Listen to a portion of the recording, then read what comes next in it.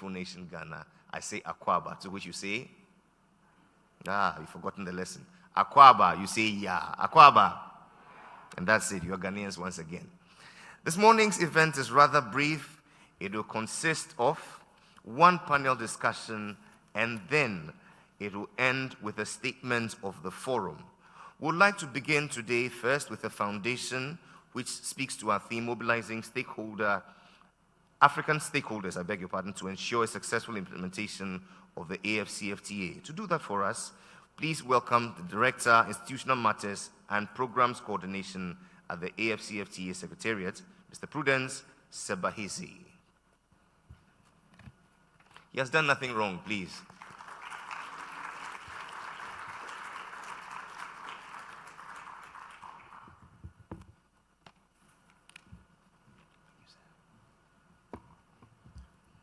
Thank you very much, Director of Ceremony.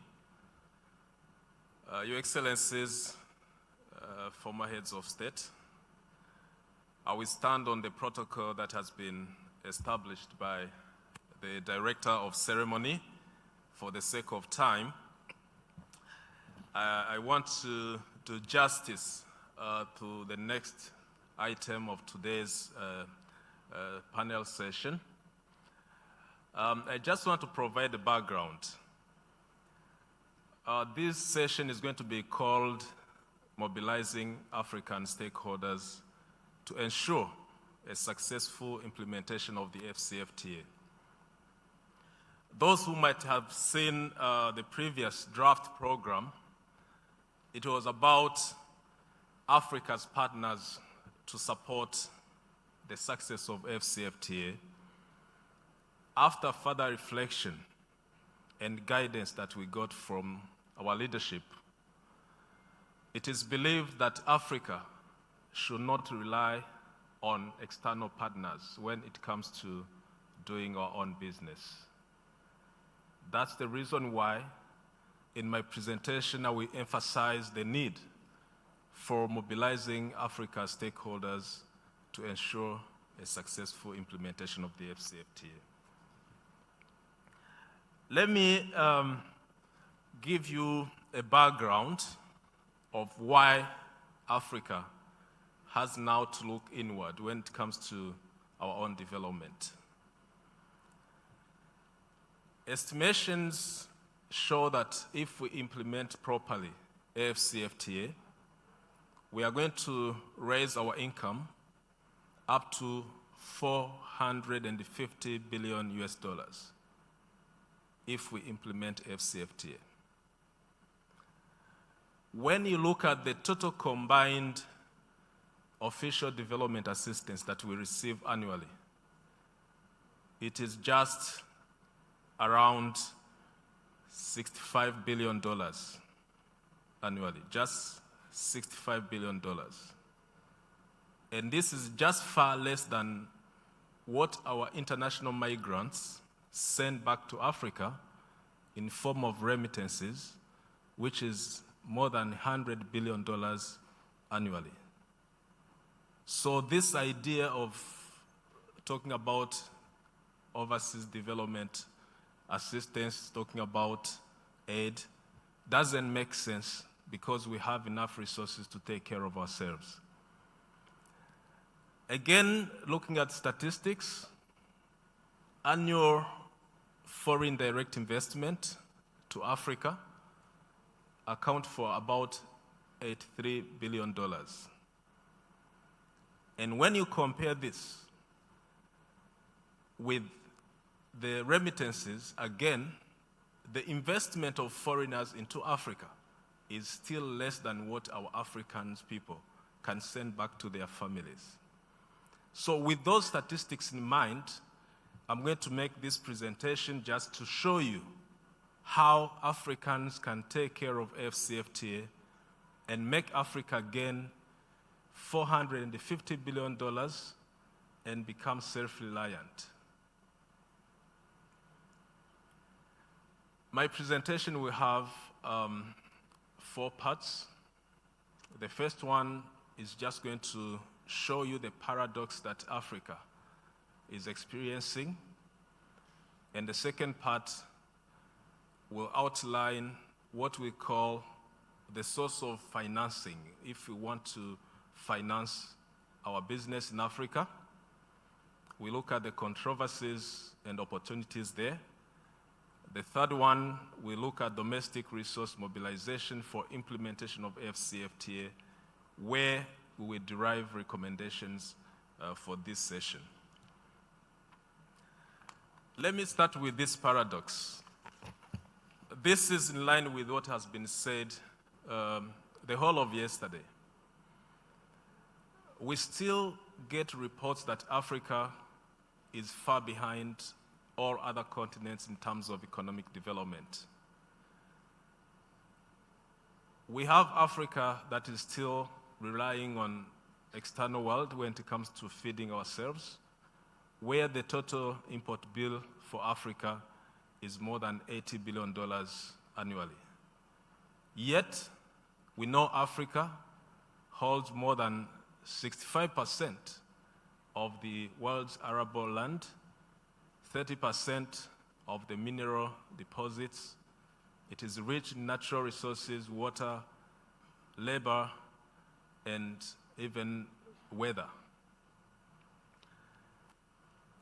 It is estimated that Africa has the potential to feed up to 9 billion people in the world by the year 2050, which is almost feeding the whole world. And I do agree that even today, we are feeding the world, indirectly or directly. And I will explain this later in my presentation. Now, what can be done to maximize the potential benefit of the AFCFTA? We know that effective implementation of the AFCFTA requires a lot of efforts, a lot of resources. We need to also diversify our source of funding. We know the burden will go to the state parties, but also the role of the private sector is very key.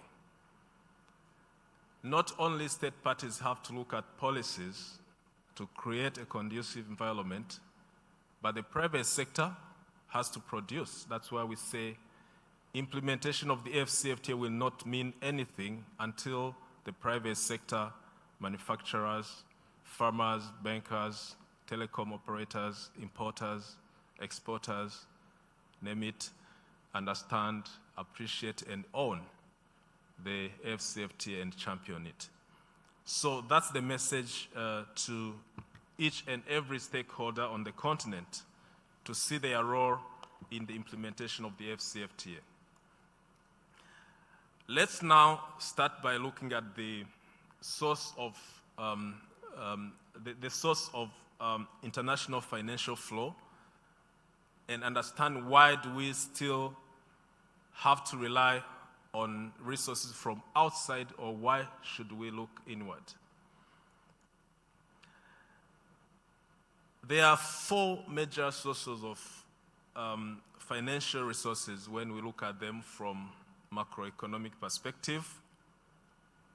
Let me start by emphasizing that if a country is able to export more than it imports, you are gaining more than you are spending, then you don't need any other financial assistance. If you are able to produce, sell your products outside, you get money, you feed yourself, then you don't need any other source of finance. But because our trade balance has always been deficit in Africa, we still rely on other three sources of inflows, financial inflows. That's the foreign direct investment, that is the remittances that I have mentioned, and that is the development assistance that we receive from outside world. So to just try and address the deficit in our trade balance, we have to get resources from outside in those three forms: FDI, remittances, and ODA, which is official development assistance. And there is a story behind official development assistance where they say that we get money from poor people in rich countries to feed rich people in poor countries. Because remember, this official development assistance is a contribution of people in other parts of the world. But yet, when we go down in my presentation, you realize that what is getting out of Africa as part of illegal financial flows is actually more than what we literally get from outside. So meaning that if we are able to control our own resources, we don't even need any resources from outside. Let me look at the first part, which is foreign direct investment to Africa. Statistics show that last year, let's say the year 2021, we received investment from outside Africa totaling close to $83 billion. And when you look at those statistics, this is just 5%. In terms of share, it's just 5% of the global foreign direct investment. So all the investments combined in the world, Africa is just getting 5%, which is just $83 billion. And we know if we implement AFCFTA properly, these are the estimation by the World Bank, we can raise this amount of foreign direct investment we can increase it by 111%. 54% of it being within Africa, investment from Africans to Africa, 86% of it being investment from the rest of the world to Africa. So if you take the $83 billion, then you increase them by 111%, you can see how much we can get in terms of investment inflows. Secondly, not only trading freely within Africa, if we add other policies that are harmonized across the continent, investment policies, competition, e-commerce policies, intellectual property rights, then this number of increase is even going to go higher. We are going to increase our foreign direct investment by more than 159%, of which 122% will be increase in foreign direct investment. This is on investment. Now, looking at the statistics, currently we are receiving from migrants remittance more than $100 billion annually. Again, remittances are bigger, much bigger than investment that we are receiving. And this is money from Africans who live abroad, who want to help their families. Again, this is a message to what Africans can do, those at least living abroad. Let's look at the third category, which is official development assistance. This figure shows us, as history from 1990, you can see Africa is the biggest recipient of aid. Of all other continents, of all other parts of the world, Asia, America, Europe, Oceania, Africa is still the biggest recipient of ODA.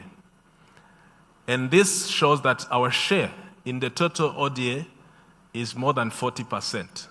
So Africa is still getting the lion's share of overseas development assistance. But what has Africa achieved with this aid that we receive? There are two issues that have to be understood. Who gives to who and why. So this aid flow is also determined by something else. It's not just charity. Countries have to make decisions why they support other countries. They have to decide on how much, and they also have to decide what is that money going to be used for. So there are a number of motivations and objectives which vary from donor to donor and conditions attached to that aid that is flowing to Africa. The second is, what does the aid bring to us? What is the effect of that money we receive from other countries? Here, we can look at it from the perspective of what is the relationship between aid received and our economic growth. To some countries, it has been positive. To others, it has been negative. And others, it has not even had any impact at all. Again, we look at who gives who, and we look at what do we use it for. When you look at macroeconomic level,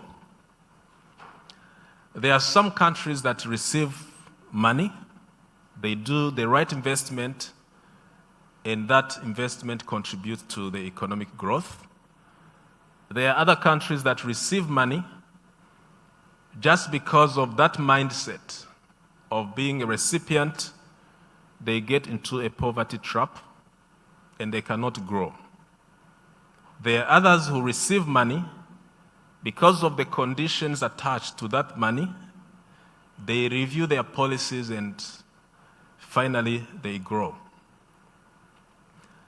So at macroeconomic level, there are those three categories. Of course, at micro level, we don't know yet what impact does aid have to each and every individual in Africa. But globally, it is clear we have not made progress in terms of what aid has brought to Africa. So now, my final slide on aid is on how much we receive. Here, statistics show that we get annually, the highest ODA we got was in 2021, which was $65 billion. Just $65 billion compared to other statistics that I mentioned before. We must learn a lesson here. First is that any country that decides to help another country, it does so in its own interest. It doesn't do it because they love us more than they love themselves. They do it because they have their own interest. So if Africans change their mindset and start believing in themselves, we are very much convinced that we have the capabilities, we have the expertise to run our economic affairs. So these are the two messages that we have to learn out of being a recipient of aid. Let me move to the last part of our source of income, which is trade. Of course, we can still gain more if we trade amongst ourselves by reducing reliance on importation. When you import, you spend. When you export, you gain. When you consume what you produce, you don't spend on importation. So we can gain money by saving from import substitution. We can also gain money by increasing our export to the rest of the world. That's why Africa, today we only account for 3% of the world trade in terms of statistics, but it is estimated that if we increase that percentage by just 1%, make it 4% or make it 5%, we are contributing more than $70 billion to our economies. And yet, this just 1% of trade is bigger than what we receive as aid. So that's why economists make case that we need trade more than aid. So let me move on to the last part of my presentation, which is how do we mobilize our domestic resources to implement the AFCFTA? We already have, at African Union level, we have a strategy which has been adopted by the Assembly in February this year, which emphasizes the need for domestic resources mobilization. And I'm going to look at it from the AFCFTA perspective. If we have to look inward, we have to look at the private sector on the continent.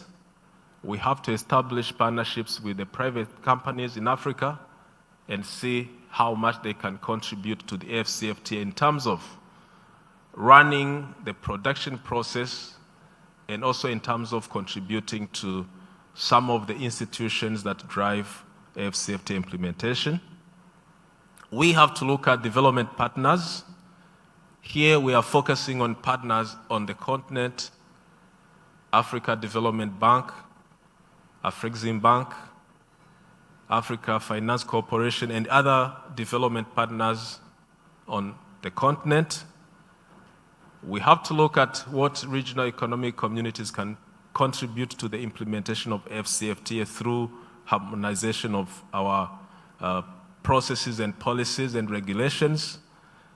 We have to look at our own civil society. I have to emphasize that even the official development assistance we receive from abroad is a contribution of the civil society in those countries. So our own civil society can also start contributing to the AFCFTA. And then our last resort will be to look at international organizations as a last resort. But we have to exhaust at least those other avenues. In terms of domestic resource mobilization, we are looking at intra-African investment. If we increase intra-African investment through policy regulations, harmonization, creating a conducive environment, we are contributing to the wealth of Africa. If we look at domestic public-private partnerships to invest in infrastructure, we are contributing. If we look at other sources of funding like crowdfunding, there are a number of Africans who are passionate about AFCFTA, who are willing to contribute as long as they are convinced that we have sustainable projects. If you take 1.4 billion people, let's say half of them at least can afford $1. At least can afford $1 to contribute to the AFCFTA. That's a big budget. And there are others who will contribute even more. We have to look at other source of resource mobilization. Here I've just put the list.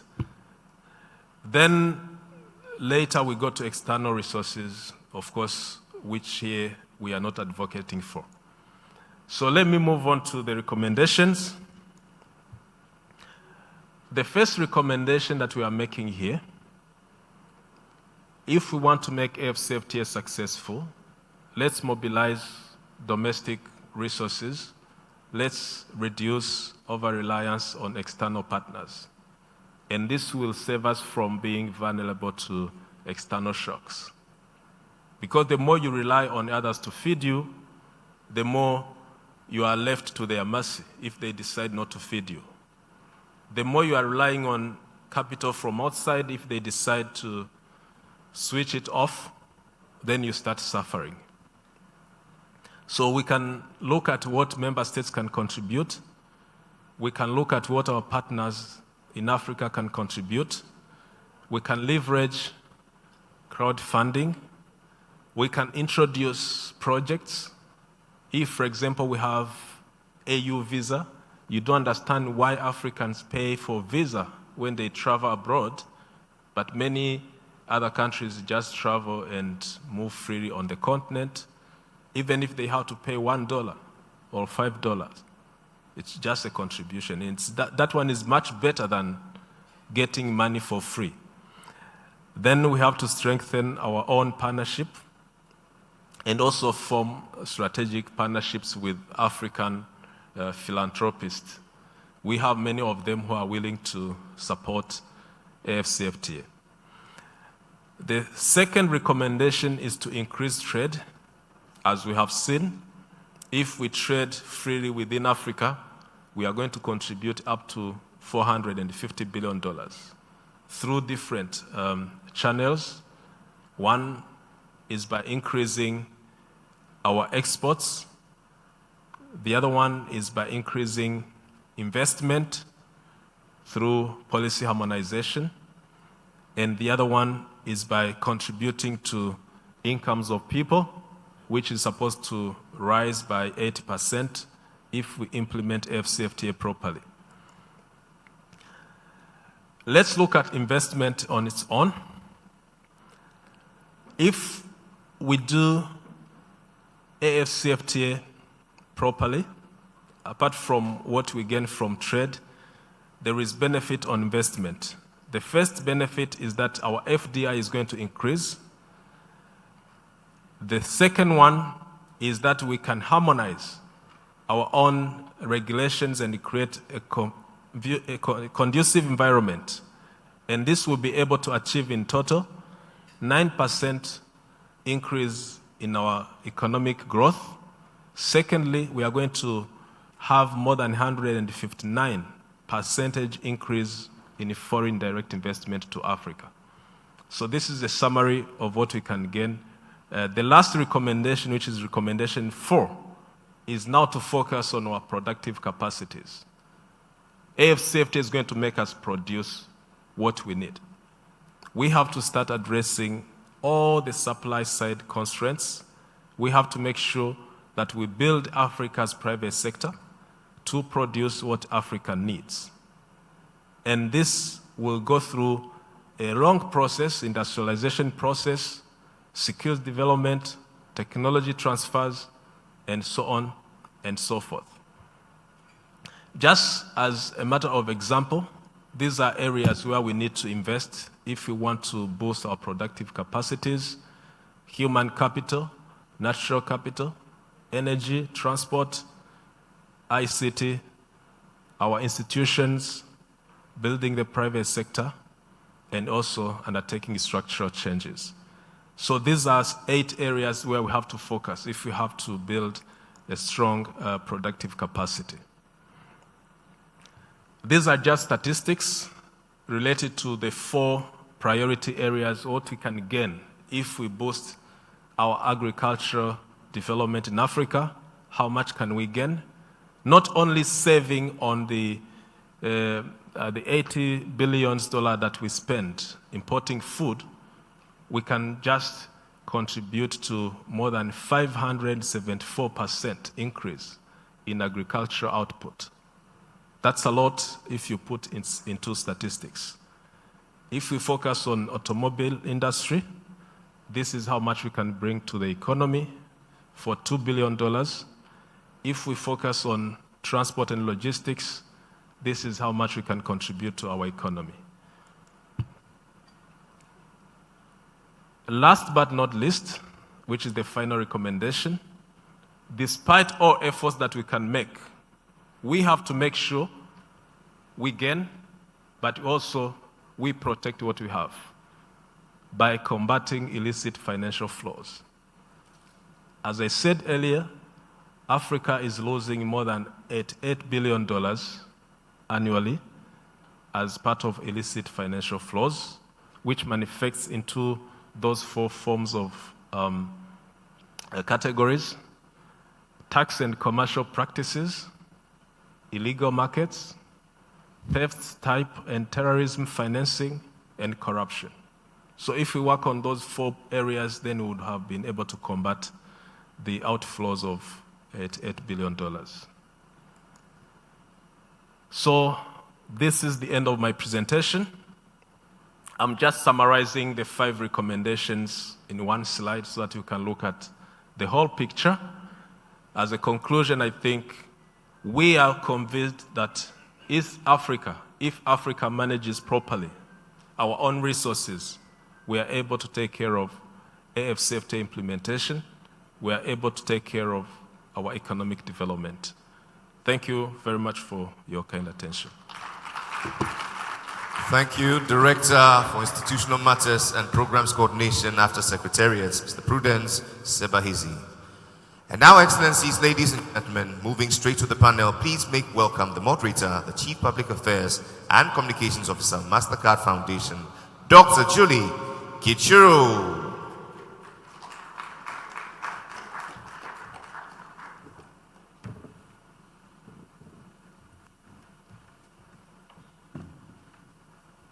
Good morning, ladies and gentlemen. You must be more awake than that. Can we just welcome the panel to come up, and I'll call them each up. We'll give them a round of applause. And I hope you will wake yourselves up with that round of applause, because I think we need to get the energy a little bit higher in the room. A warm welcome to the Honorable Kobina Hamid, who is the Minister of Trade and Industry of Ghana. Thank you.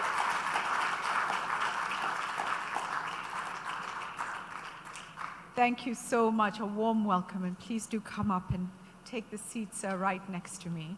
And also Abdul Majid Nsekela, the Group CEO and Managing Director of CRDB Bank of Tanzania. We heard from him yesterday. He's joining us as well. And I do believe, I know a chair has been added. I think it's in honor of Her Excellency Ellen Johnson Sirleaf, who is supposed to join us virtually, and we hope she will. But she is, there's a connection issue, so hoping we will get her with us at some point. A warm welcome to this panel. I will be coming to the floor for comments, for thoughts. Ladies and gentlemen, wasn't that presentation interesting? Those numbers were so clear. I think the ideology is strong, and there's some interesting debates to have on that, but very, very clear. I want to come now to your thoughts, Honorable Minister. An African agenda. And what we've been shown is if we get it right, we can turn it around for ourselves. Who are the key stakeholders, African stakeholders, from where you sit, that you need to see mobilizing? What must they do? And if you have some that you can give a thumbs up to, because they're doing well, please do. And if you have some that you want to challenge to do a bit more, please do. Over to you, sir.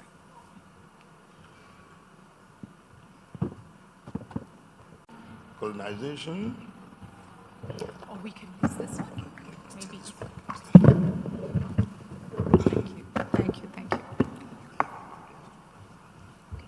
We're going through colonization. We're going through independence. There has been an attempt by the foreign powers to try to recolonize us, at least economically. We have struggled as a continent. Necessary effort to get it right for once. I think we've got to go for it. Yesterday, we had what our former leaders, and in our case, our present leader, indicated what the discussions were all about. But in what shape, what forms are the attempts to grapple with the issues, and what shape are they going to take?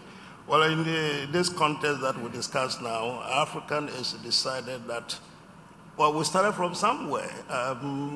We haven't quite gotten it right. It's about time that we reconfigured it.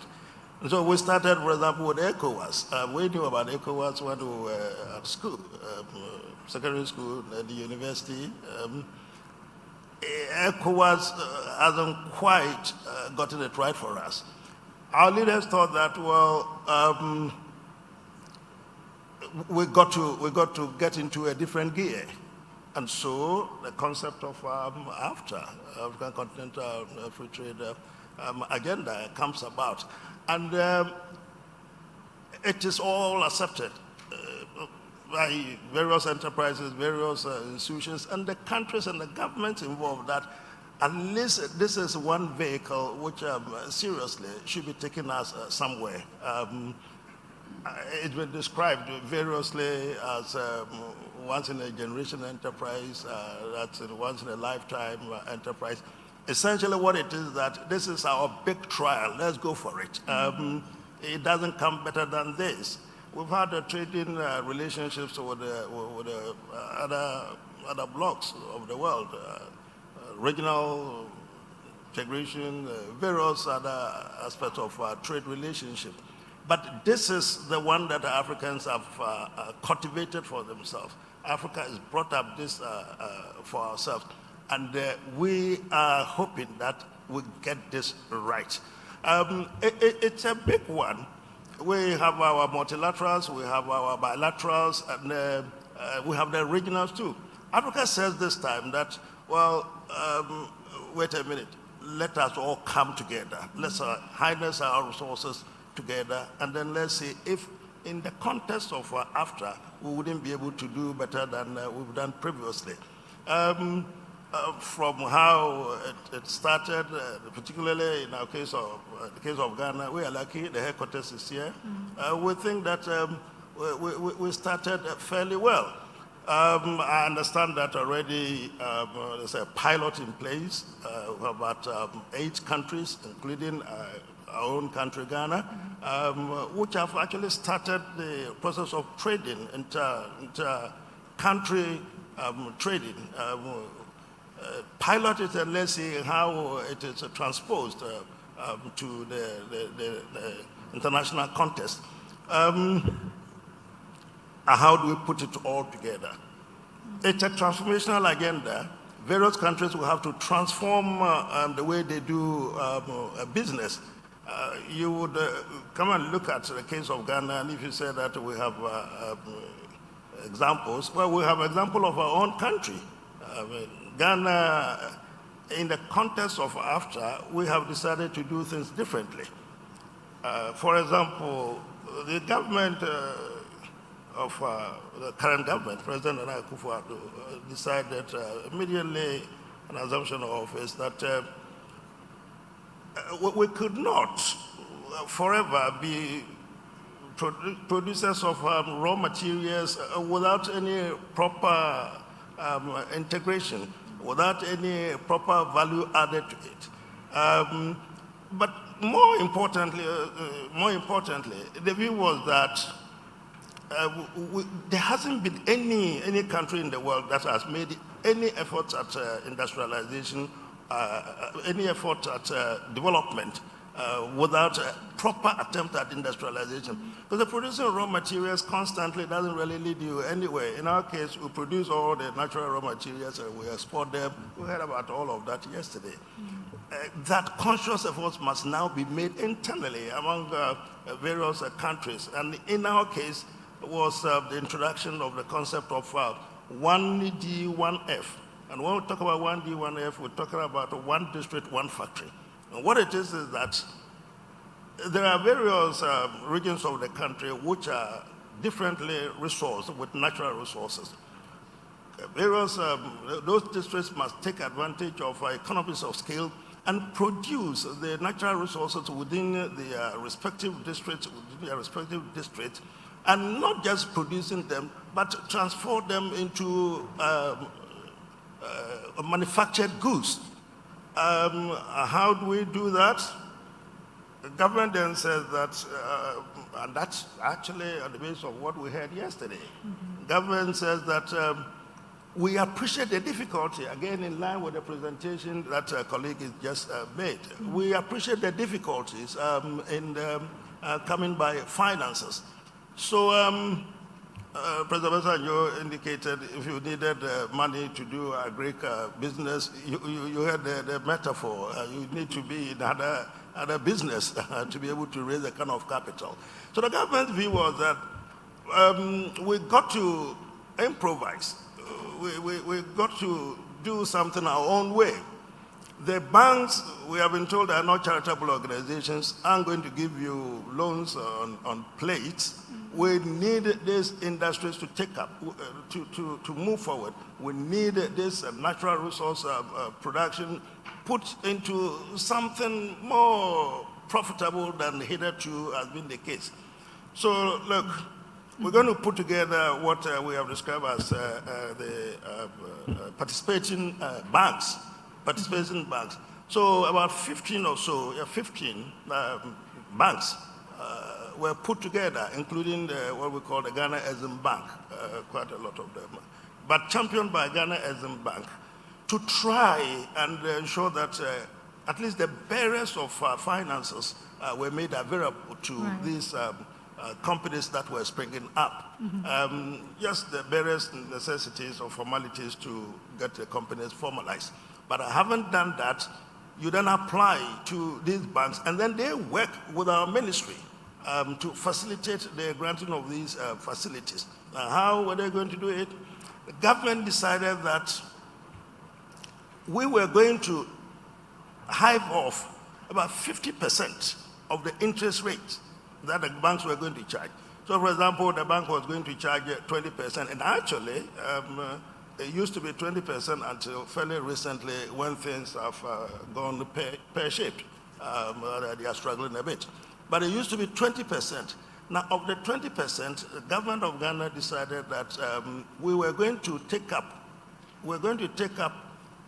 10% of that 20%. So you, the company that has been helped to establish within the 1D, 1F enclave, take 50%, which is 10% of whatever the bank was charging, and the government was going to pay the remaining 50%, which is the 10% of the 20%. And that has been it. Okay, so fascinating. I want to come back to you. Finish on the learnings maybe very quickly, because I want to come to the banking and whether it is guarantees that the banks need to issue those loans, whether we should be paying loans at such high amounts, what the things, and we have a banker here, so I'm coming to him on that one. So, yes, so yes. Well, obviously, for us, that was the only way out, because, I mean, you go to the normal banks and they're telling you about some other huge and fantastic rates that you couldn't reasonably afford. But to be able to get this functional, to be able to get it work, and then kick into the question that you put me, how do we get AFTA? How do we get Africa now working again? Within the context of AFTA, we thought our contribution as a government should at least crystallize along the lines I've just indicated. So get the banks. Exim Bank, it's financed, it's capitalized by the government through levies and other stuff. But the other companies were also assured that the government would do as I indicated.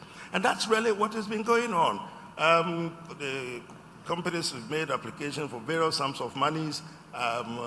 Those have been disbursed. We are at various stages of implementation, and these companies are picking up quite beautifully.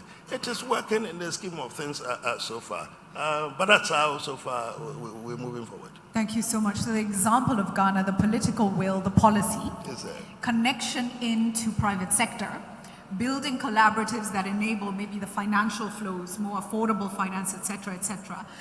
Let me come to you now, Abdul Majid, and thank you for a really great talk yesterday and provocative questions that you shared. But let's dive into access to finance a little bit deeper, because this has been highlighted yesterday, it's been highlighted today. What do the banks need in order to truly become a transformative actor for this agenda on the African continent? You guys are making good money already. You can see the numbers that Prudence has shared with us. There's much more to be made. How do we enable the bankers to enable the Africa Continental Free Trade Area to thrive? Thank you. Thank you. Either of them. Thank you very much for these important discussions. I think yesterday when I was talking about it, I said, this particular agenda is not for one person, not even a bank. When you speak about what bank need to support these particular initiatives, I think there are so many fundamental issues which need to be considered before we talk about the bank. banking operations are standardized, but we have seen bank failing. And there is a syndromes within the banking sector where people think agriculture is a risk business to do. That's a fact. And that's purely from the commercial perspective. The reason is that you look on the agriculture sector, is one of the biggest sector which is very informal.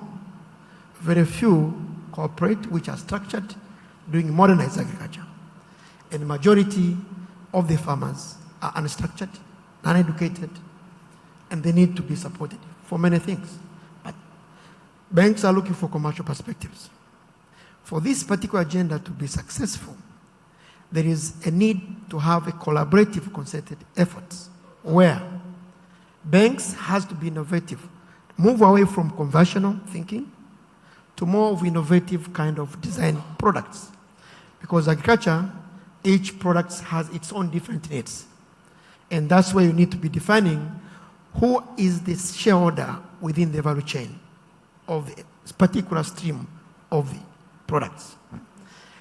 First of all, banks has to work with policymakers, that means the governments, regulators, and other policymakers to simplify the way of accessing finance. Apart from providing accessibility, but financing should be affordable. But if you look on the banking way of raising funds, funding are expensive because the majority of banks operate within short-term liquidity, financing long-term liquidity. And there is no way within the country where we have seen providing long-term funding. And this agriculture nature need long-term funding. That means from the policy perspective, we need to develop a policy where we support long-term funding, either through the guarantee framework, and I must appreciate our president, retired president, he initiated that. The guarantee was providing for agriculture, SME, and the rest. Nevertheless, I think the issue now becomes of best practice of operations. Because you can create a scheme, but if it's not well managed, it becomes toxic. So from bank perspective, we need, I would say, determinable policies which you can project. We need agriculture market to be free, to be determined by market. We have seen some countries where pricing are defined by politicians. And sometimes you land in agri with the projections of harvest at a certain price, and the price changes, and no one is able to rescue the crops. And that's what is being affecting financial systems. I'll give an example in Tanzania, what we have done so far. Speaking from the bank I lead, I think one of the biggest challenges we have seen is having long-term funding. Yes, you can go and borrow from World Bank, but I think enabling your local institutions to do so on your behalf and support the market, which they understand the market perspectives, is very important. So we're able to be accredited as a national accredited entity to support agriculture to the project ranging around 250 million at any type of project without any limit. But we understand the challenge we have seen in the agri business. So during the concept design, we designed the concept with 4 items. 1, capacity building of the farmer, and that is number 1. Number 2, we have to provide guarantees for farmers to be able to access funding. Number 3, we have to think about the weather index and the issue of challenge of risk related with agriculture. So insurance perspectives. And number 4 is technology provisions. That means from the normal traditional farming to the modernized farming. This particular structure has been embedded within the funding. And that funding has 30% grant facility. Grant means when you're supporting those farmers from your own capital source, you may not be able to do so. But using your partner, you're able to do so. And when you speak about AFCFTA, there is a principle why it has been established. Of course, create a common markets, free market movement. It's not free. It's trying to remove barriers which has been hindering the productivity of different countries. But we also need to understand these countries within the continent their difference in terms of capability, resource, development, and others.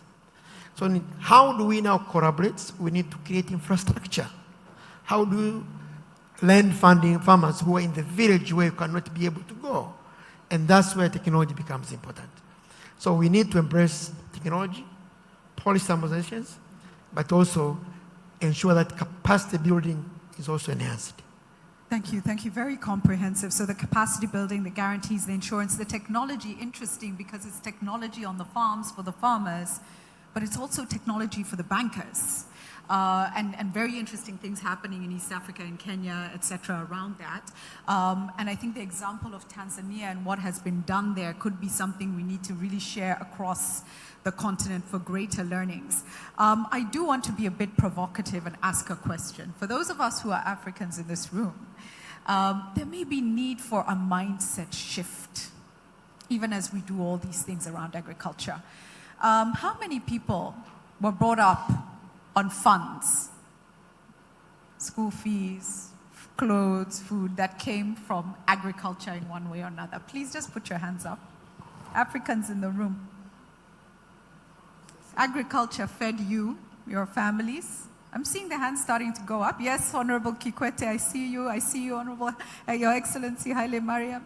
I see you. Yes, I see the hands. Maybe not everybody's putting their hands up. But for most Africans, we have been brought up because of agriculture. And we know there are risks there. We know there are challenges. But we owe it to the continent to change our perspective on what agriculture truly means for us. And so when Prudence challenges us on how we approach certain things, part of it is the mind change of, for Africa, what does agriculture mean? As opposed to, and so for banking, and when you look at agriculture, how should you look at it? Maybe there's a reframing there, and I think we're already in it in many ways, so thank you for that. Prudence, I want to welcome you. I think you're, yes. Would you please take that third seat? I'm gonna come back to some thoughts from you. But before I come back to the panel, I want to just go around the room a little bit. Your Excellencies, can I ask if anyone here has any thoughts at this point that they want to add? Not yet. Okay, I'll go around the room. Oh, yes. No, you're okay. Okay. I will come back. Let me scan the room. Yes, let me scan the room. Thoughts, comments, the actors that we need stepping up to play a role, please. Should I stand? Stand up and introduce. Good morning. My name is Isaac Masusu. I'm coming from NMB Bank. To me, coming from a farmer in a village and becoming a banker, taking care of the agribusiness value chains, in fact, I've learned a lot. From the pain I had when I was living in a village, and of course, the environment which I'm meeting while I'm doing my job as a banker, giving loans to farmers and the other players across the value chain. The main issue is we all understand that we are coming from the low income earners. And because of that, majority of who we are serving, they are actually on the same levels, and it's not possible to actually meet what the standards, as said by the panelists, are being set. So it has to start from the policy making. Governments, while setting the policies for financial institutions, need to take care of the environment of the people in their countries. If we want to save the farmers, we want to save the starting and growing businesses, which are actually becoming anchors of the producers, we need to really decide deliberately to invest. Investing money which actually has no much cost, which is becoming painful to those guys who are playing around producing, adding values to the productions which is being made. So there must be a deliberate move by the governments to set aside funds from the taxpayers to actually initiate and revamp the activities which we are doing. Thank you so much for that. And maybe more work going into models that would make sense for this particular body of work. Thank you. Yes, sir. Yes, Julia, I'm a bit frustrated. Yesterday and today, the main issue which has been coming up as Africans, we keep on reciting like a church prayer how rich the continent is. We have large tracts of land and arable, well watered, and so on, and minerals, and we add so many things. I think it's time that we change the narrative now.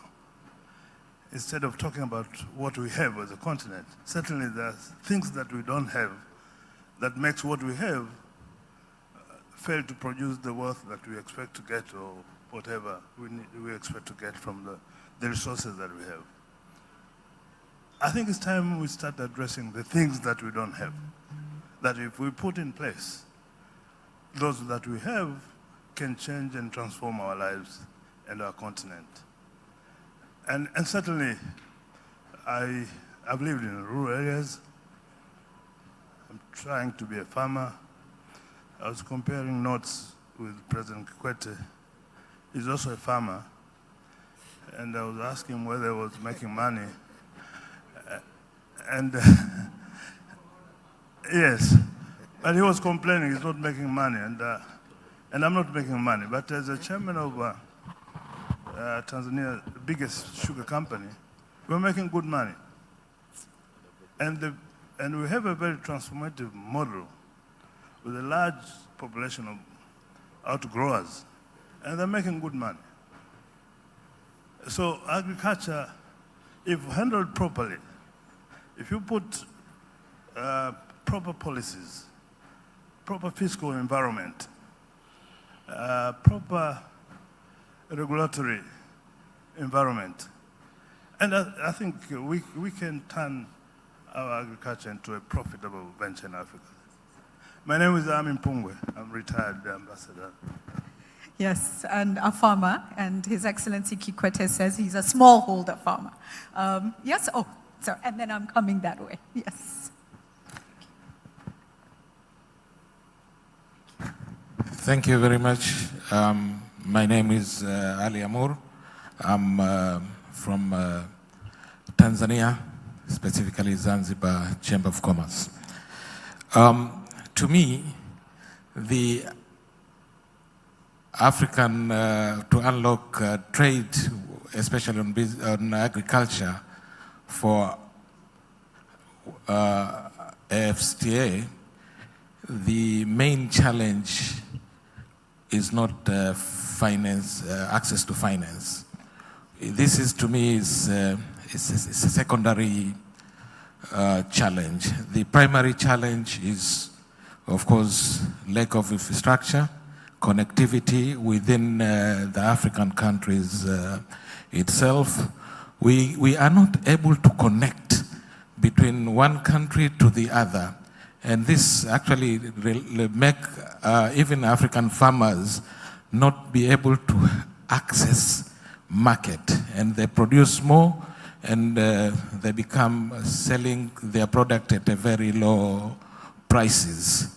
And sometimes they are unable to even to add values to their products, which means most of the time, if they have to export, they export primary product which are actually volatile to the market prices. The prices are so volatile that they cannot really compete in the local market, and hence make their product unable to compete well in the market. And this is because of the infrastructure in terms of the connectivity and other things. Thank you very much. Thank you. Yes. I'm Dr. Wanga from Tanzania National Business Council. I would like just to subscribe to the Mr. Majdi's presentation in terms of supporting the free flow of the 4 freedoms. That capital is one of the 4 freedoms which are supported within the free trade area. So I think one way of addressing the capital constraints, as has been indicated, is to allow the capital to move or flow freely within African countries. So I think we need to embark on that and make sure that we intensify the degree of integration within the AFCFTA so that the capital can move freely, and it can even be obtained from other external countries beyond Africa, and bring it in the African continent and make it flow freely to agriculture and even farmers. Thank you. Thank you very much for that. When I come back to the panel, I'm going to bring a list of other things we are hearing and ask the question, who are the stakeholders who need to intervene? Sir, I come to you, and then to the lady at the back. Let me take an advantage. I'm Kadari Singh. I'm the CEO of Uongozi Institute. I read a book called A Framework for Understanding Poverty. When you read this book, it says there are three classes: the poor, the middle, and the upper. And they say each class has something which is called hidden rules of classes. They're called hidden rules of classes. Unless you learn a hidden rule of a specific class, you are going to climb the ladder from being poor to middle class to high class. Now, when you talk about investment, investment is not a hidden rule of the poor. For the poor, what's the use of money is to be spent. When you give a poor person money, they'll just spend it until it's gone. When you give money to a middle class, money is to be managed. They'll just manage it, put to this account and another account until it's gone. They cannot tell where it went. And most of us are like that. You just have money. When you're asked after a year, your total income was, let's say, $100,000. At the end of the year, when you are asked where is the money, you open one bank account, put in the M-Pesa, and then another one, until it's gone to the weddings and whatever. To the rich, the hidden rule is money is to be invested. Now, we are giving loans. I was talking yesterday to the DG of CRDB. You are giving a loan to a person who has the skills of the poor class, whereby money is to be spent. He gave an example where someone was given a loan, and before they started investing, all the money was used already to buy a car and whatever. And at the end of the day, that money is gone. So unless we spend time we invest in giving our people the skills to learn the hidden rules of the investors, we are just wasting our time, because one of the reasons why banks don't give funding to the poor is because sometimes that money doesn't come back because those people don't have the skills to do so. Now, in wrapping that, I'm trying to say that how much do we spend as banks or as countries in building skills for our people? That should be rule number one, that we have to invest a lot first to build the skills of our people before we can give loans. Thanks a lot. Thank you. That was provocative. And I want to push back. We can have a coffee and push back on some of the comments, but skills are required. I think that is important. I think there are banks that will tell you that the payment rates of people who are less affluent are actually more impressive than payment rates of the more affluent. So I'm wondering about that, but maybe it's a discussion for later. Let me go to some ladies. They've had their hands up for a bit. Over to you. Thank you very much. I think I'll also add on to one of the innovative solutions that we can take a look at. My name is Victoria Sigauke from the Ministry of Industry and Commerce in Zimbabwe. I'm also a non-executive director at Zimbabwe Fertilizer Company. We have looked at a solution where we create a tripartite relationship between the farmer, the banker, and the suppliers of inputs. The farmer does not have a monthly salary, but they earn their money by the cycle of harvest. So what it means is that there are commodities that they will require at input stage, and they have an output that they can leverage to ensure they continue farming despite the cycles that they are given at the bank. Because we do know the banks borrow land on a short hand and collect with a very shorter hand. So having a commodity exchange market in Zimbabwe has assisted to facilitate and ensure, despite the risks that are accompanying the farming value chain, the farmers are still able to continue and enable them to actually have and manage any harvest losses, any risks that that come to them. What I'm saying is, how can we then ensure that the commodity exchange markets that we have created in our countries, Ghana has got a similar facility, can be extended regionally and continentally as we look for the banking solutions and financial solutions for our farmers? Thank you. Thank you. What an excellent point. Thank you so much for sharing that. Thank you, everyone. I'm Sithandwe Nkosi Sivela. I'm from Zimbabwe originally, but I'm staying in South Africa. I didn't know she was from Zimbabwe. Okay, my first point is I haven't really heard much discussion on technological advancement in terms of agriculture. You'll forgive me, I'm a bit nervous. So yes, I was looking mainly back home in the villages. So they farm focused on what they have known based on experience. Like for example, my grandparents, but there is climate change now, but they still keep sticking on to what they know. So they don't have harvest anymore. And I'm not talking about just a small piece of land.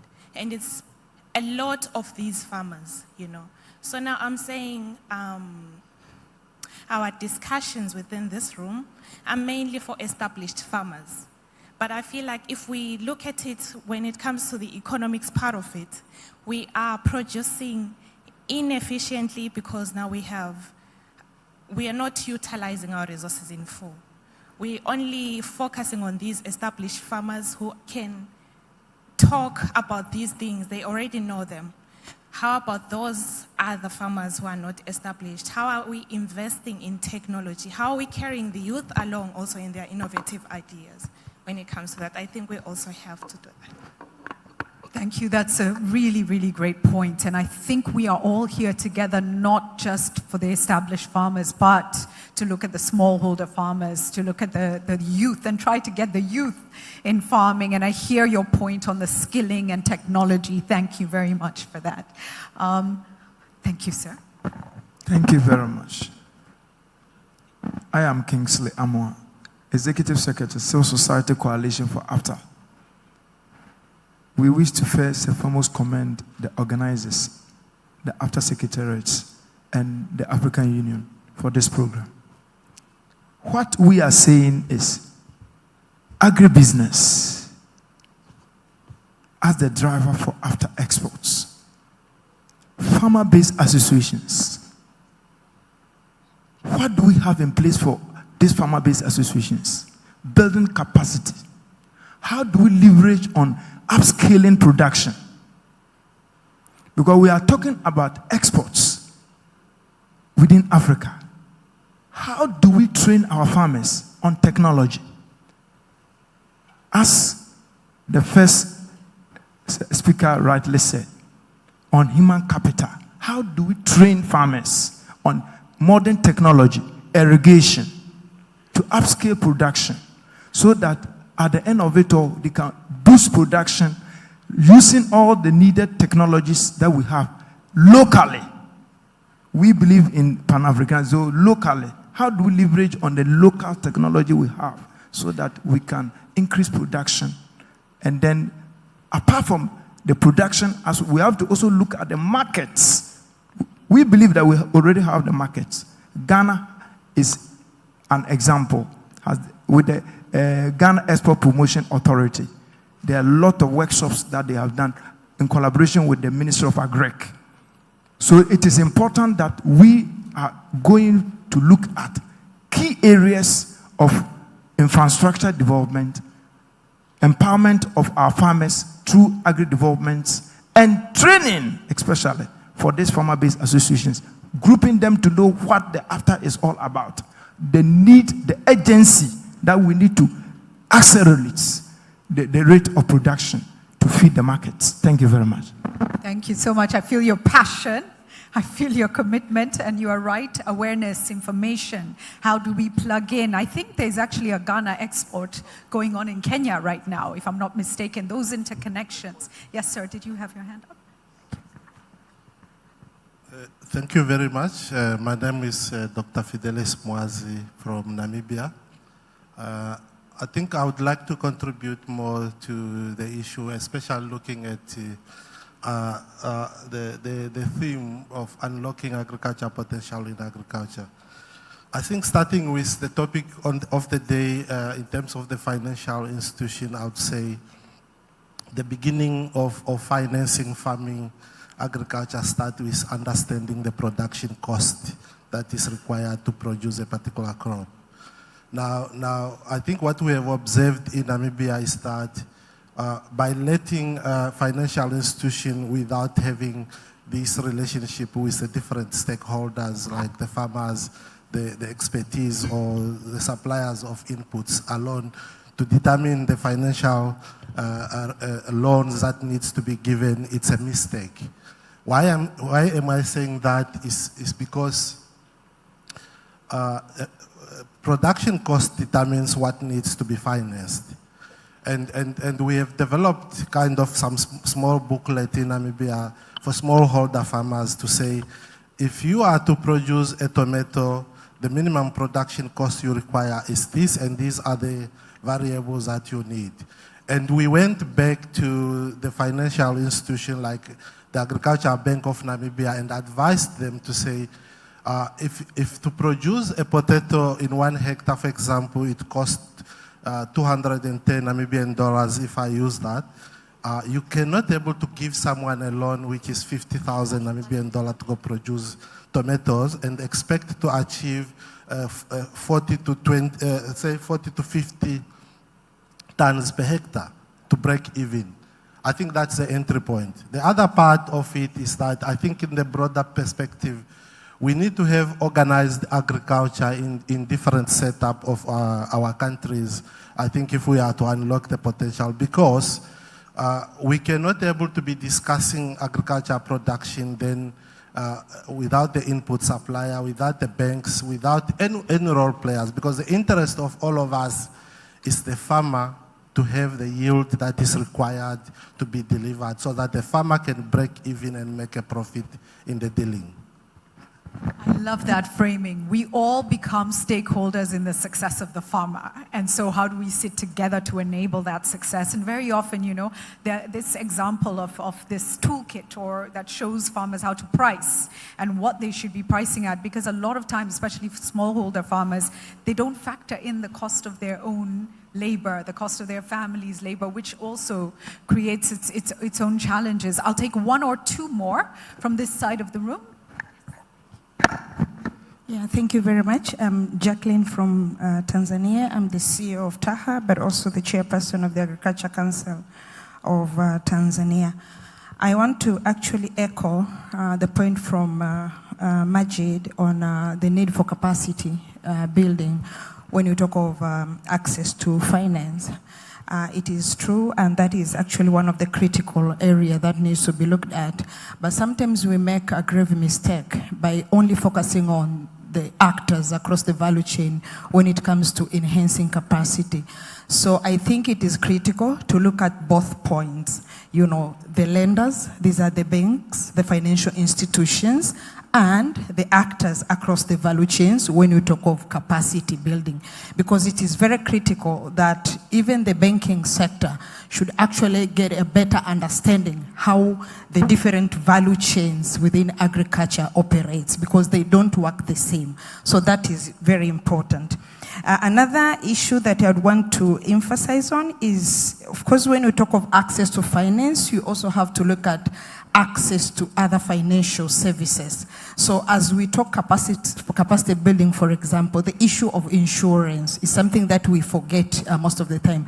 Do our farmers really understand the concept of insuring crops, cargo, and other things so that they are able to service their loans and other things?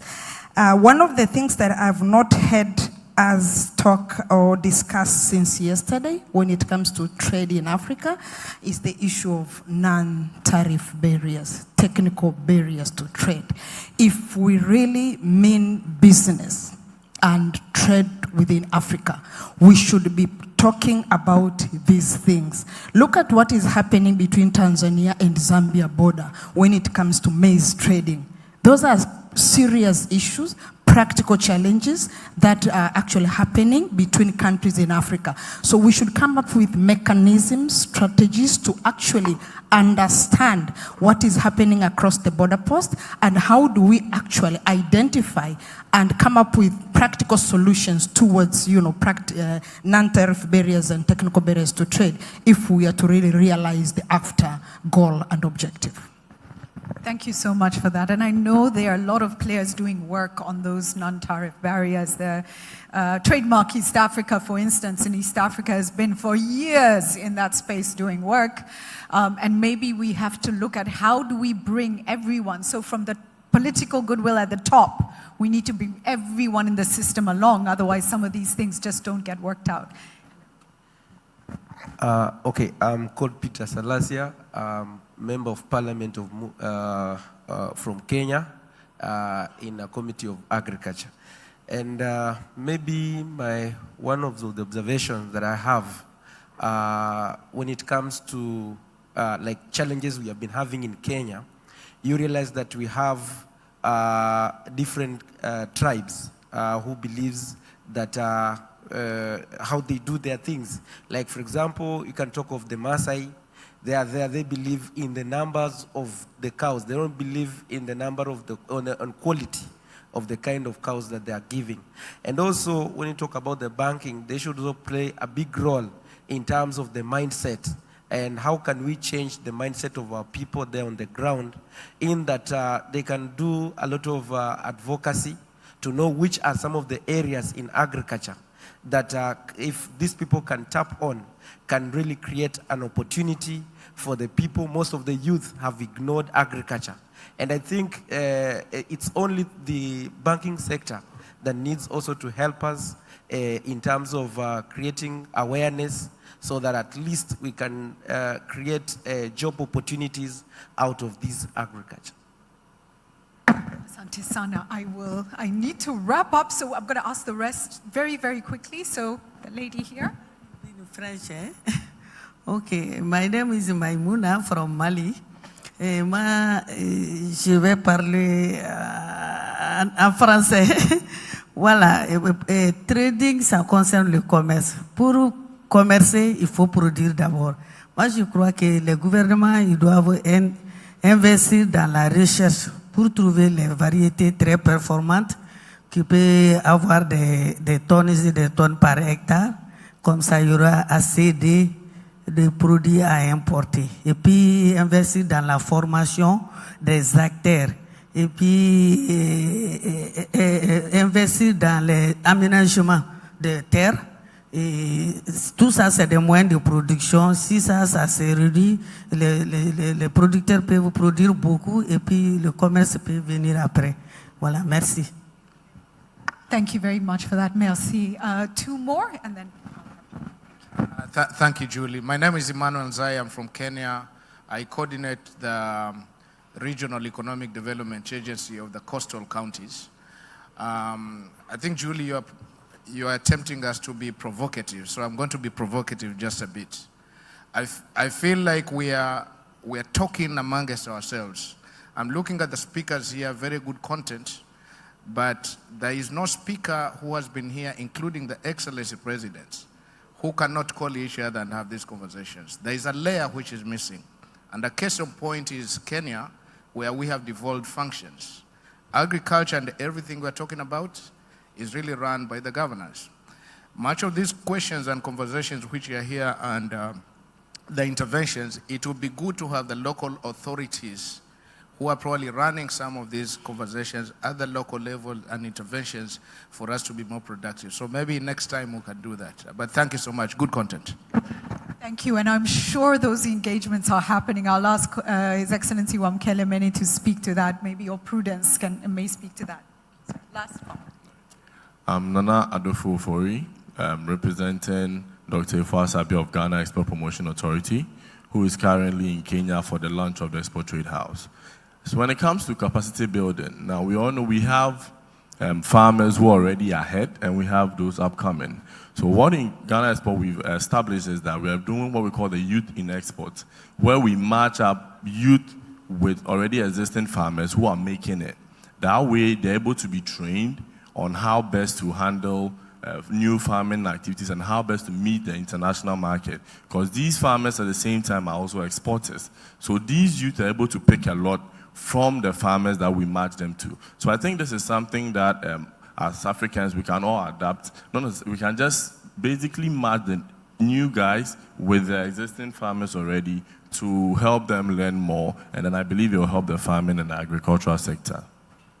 That's a fantastic concept. Thank you for sharing that. Prudence, maybe I can come to you on this question of how we are engaging at various other levels. So the stakeholders who are at county levels, local authorities, how are we ensuring that they are moving along with us on this agenda, please?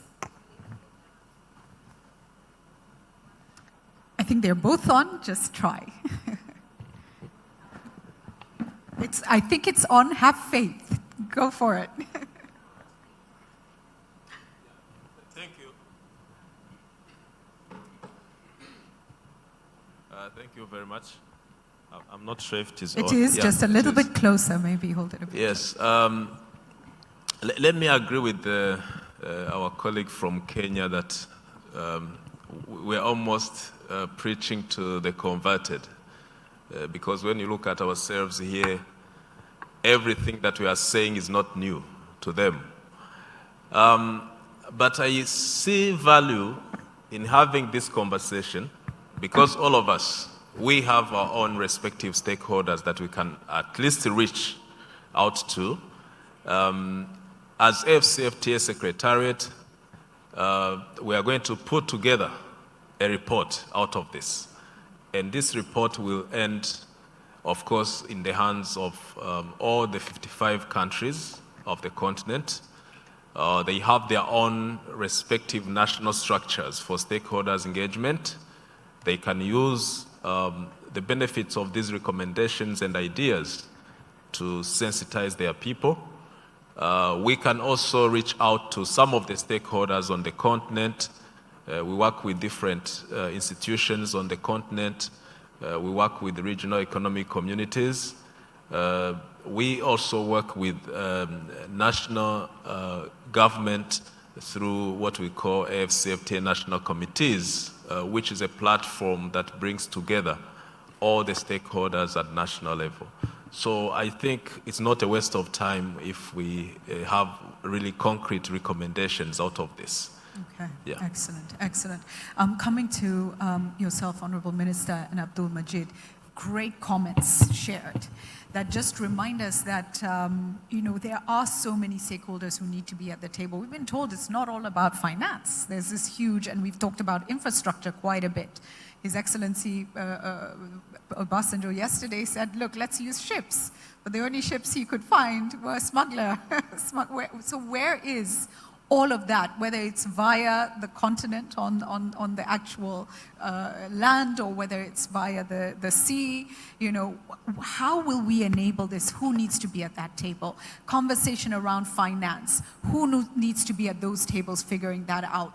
There are issues around access to markets, certification, standards, etc., etc., etc. What do you see as some of the most urgent things? And one of the things I am hearing is collaborative approaches, bringing people together to solve. I wonder what you're hearing and what you think are some of the key things that AFCFTA need to walk away from after these sessions. Yes, okay. Well, thank you very much.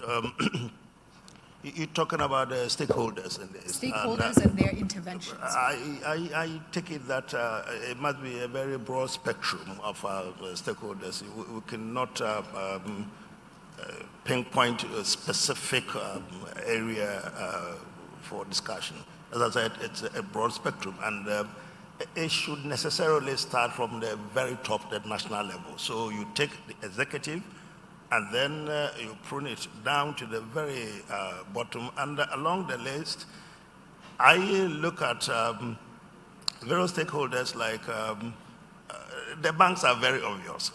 We would include them in that. So from national executive, we'll come to the regional executive, we'll get to the grassroots executive, and grassroots executive really, I talk about the rural communities. We'll talk about the traditional rulers, and then you simply wouldn't leave them at the national indications that I've indicated. The national indications that I've just given would also have to be thinking about the broader context of outside stakeholders, because there are the World Banks, other banking institutions, African Development Bank, the IFAD, and those who contribute one way or the other towards the financing. But they all have their various roles to play. We'll deal with them sequentially, but you would also be dealing with the communication network, and of course you also be dealing with the infrastructure. The infrastructure, broadly, what we have in mind. I mean, if we produce, for example, and I heard it stated clearly, and you are not able to transport it to another country, then what do? President Obasanjo really said that you need to go in for the kind of ship that he indicated. I had this example quite recently. My ministry and I decided that we'll go on the tours of the ports and then find out about the integrations at the port and see how the practical shipping practices integrate fairly with the trade facilitation element at the airport. I was surprised to learn that, for example, a ship which loads from Tokyo, from China, from Japan, gets to Accra, won't leave the luggage, the goods, the cargo for, say, the Ivory Coast or for Lomé or Dahomey, won't leave them here.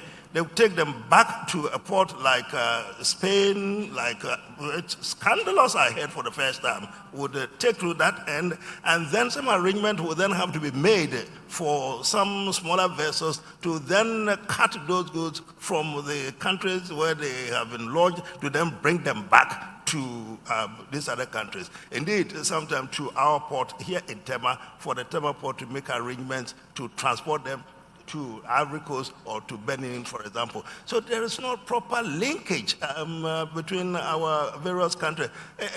This is disheartening, this is disgusting, and it fits into the point that you originally raised. How do we get it right? We're making every effort to get it right, but this is not the way to get it right. I was happy that particularly the port management indicated that they were making every effort to make sure that at least there were the types of ships that were able to ply the routes that indicated. They gave reasons for why it is so done.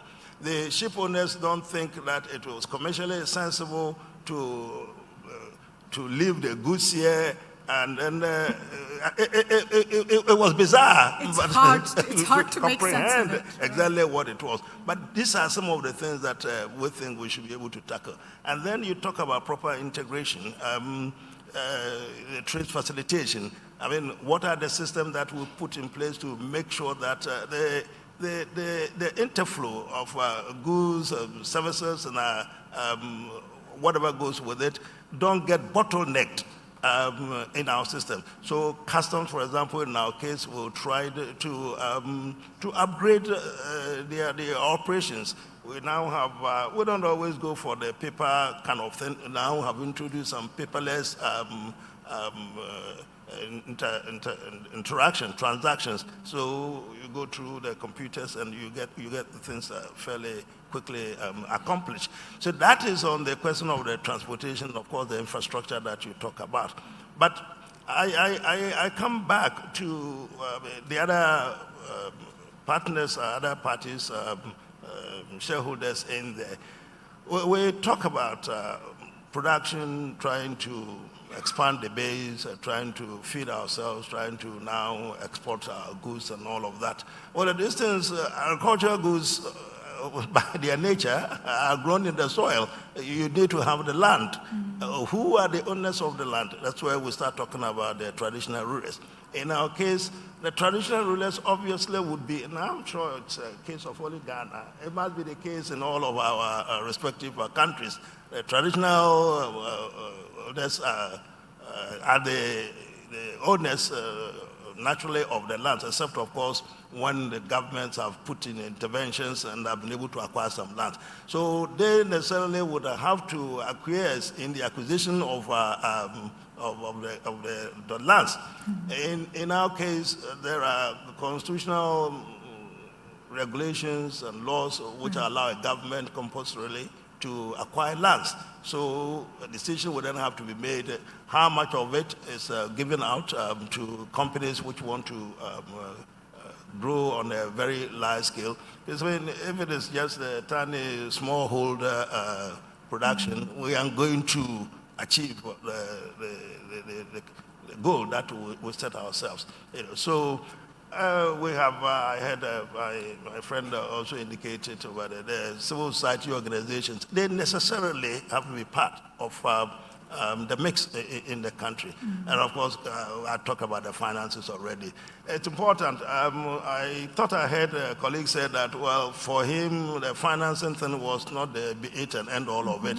Well, not necessarily. I mean, if we continue going the way our mothers and fathers went, small parcels and all of that, we aren't really going to make it the way we intend to do. So capital would inevitably will be the sine qua non of it, and the banks most invariably will be the fulcrum on which this would run. And if they prove to be flexible, well, then we'll move forward. I heard about insurance. It disturbed me quite considerably. I got some background in insurance myself. Insurance companies are interested in the premium that they get, but very averse to risk. I haven't really in Ghana, I think I speak in the specific case of Ghana, where insurers are particularly interested in insuring anything. These produce, this cropping and other things are always at the vagaries of the weather. I mean, they wouldn't want to put in their money, and commit themselves to the risk inherent in what happens with weather and then the production. So these are the areas that I'm troubled about. Thank you so much. So I think on insurance, there are some interesting models coming out. And so, for instance, in Kenya with the drought situation, looking at, loss of livestock and how to ensure herders are protected, and looking at models that make sense for the pastoralists and the herders that are not too expensive. And so I think very interesting to see if banking, insurance, and these other sectors are able to come out of the normal mold of thinking and look at solutions that work for the continent. I want to remind us that a lot of our banking systems, insurance systems that we have adopted have come from the West. And I wonder if it's time, and that's why I asked the question about farming and our perception, to look at mindset shifts and ask what is needed. And Prudence, let me come to you on this in just a moment, but first I'll tap into Abdul Majid. What is needed in terms of true shifts in approach? And so somebody had suggested, the gentleman from Namibia, a fantastic concept of bringing various stakeholders to the table with the farmer and saying, how do we all sit together with you to make sure you understand what's the costing, what should the insurance be, what makes sense. We want you to move from point A to point B and be successful. And your success, our success hinges on your success. Can we start to rethink, Abdul Majid, how we do business in Africa and how we can truly bring to life success for the continent? I think the first thing we need to do, first of all, is a mindset shift. Change our mindset, number one. Whoever is in the value chain has changed. From the banking perspective, regulator perspective, including policymakers, but the farmer as well. And I want to link my explanations with the example he gave out about a small farmer, mid farmer, and large farmer. My belief is different. There is no small farmer. He's small because he has not been enabled. Okay. He's mid because he has been enabled. He's larger because he has access, he's access to market, he's connected. The biggest discussions where we have to, and the example he has given from Namibia, is equally the example we have seen in our country currently. When you speak about collaborative thinking and innovations, that's where you see the solutions coming out. When you bring the solution need of the farmer, the banker, and the regulator in the rooms, that's where you start reducing risk related with perspective of the agri. Yesterday there was a debate about interest rate being high, but there is fundamental factors about interest rate going high. One, the risk potential of default, the cost of operations, the funding relatives. When we are sitting together in the discussion of innovating the solutions, that's where we reduce the cost. And my colleagues mentioned yesterday giving facility to the farmer at 9%. It's not easy, because how do you give 9% interest to a particular facility while you are raising liquidity at 10%? There is a reason why they're doing it so, because they are looking at the entire value chain. And what do we need to do? And I was listening the presentation today about feeding 9 million people 2025. If the debate remains the same, we'll never be. We'll never be by 2050, we may not reach. It's part of research. But research can become reality if we're executing what has been written in the research. Now, farming is not a normal business because it is composed with fundamental risk, which either are seen or not predictive, it happens as natural. Then we need to define the need of each particular product differently. When you are dealing with farmers at the rural level, they are different. We are all coming from the rural. We have our fathers, mothers, they are farmers. But they're doing farming as a farm to mouth, most. Maybe supporting school fees. Is it what we are talking about? No. The issue is how do we transform those farmers to the next level? Number one, formalizations of land respectively is required. Number two is identifying areas where there is a potential of a specific crop and be ready to support them. Number three, let's go back to the basics in terms of the current principles and policies. Some are outdated. They are outdated historically. They have been operational, but they're governing the operations. How do we change without jeopardizing what you call compliance and governance? That requires policymakers because banks are regulated. And very unfortunately, when you are regulated, there is two things. One, you think about commercial perspective, and someone is looking about compliance perspective. They will never go the same.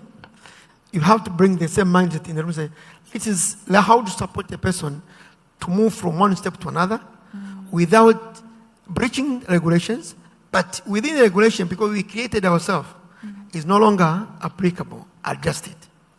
So in Tanzania, for example, the Ministry of Agriculture invited all stakeholders, when it's AMCOs, cooperatives, farmers, regulators, banks, and fertilizer suppliers. So they want to support farmers, but they don't have facility for fertilizer.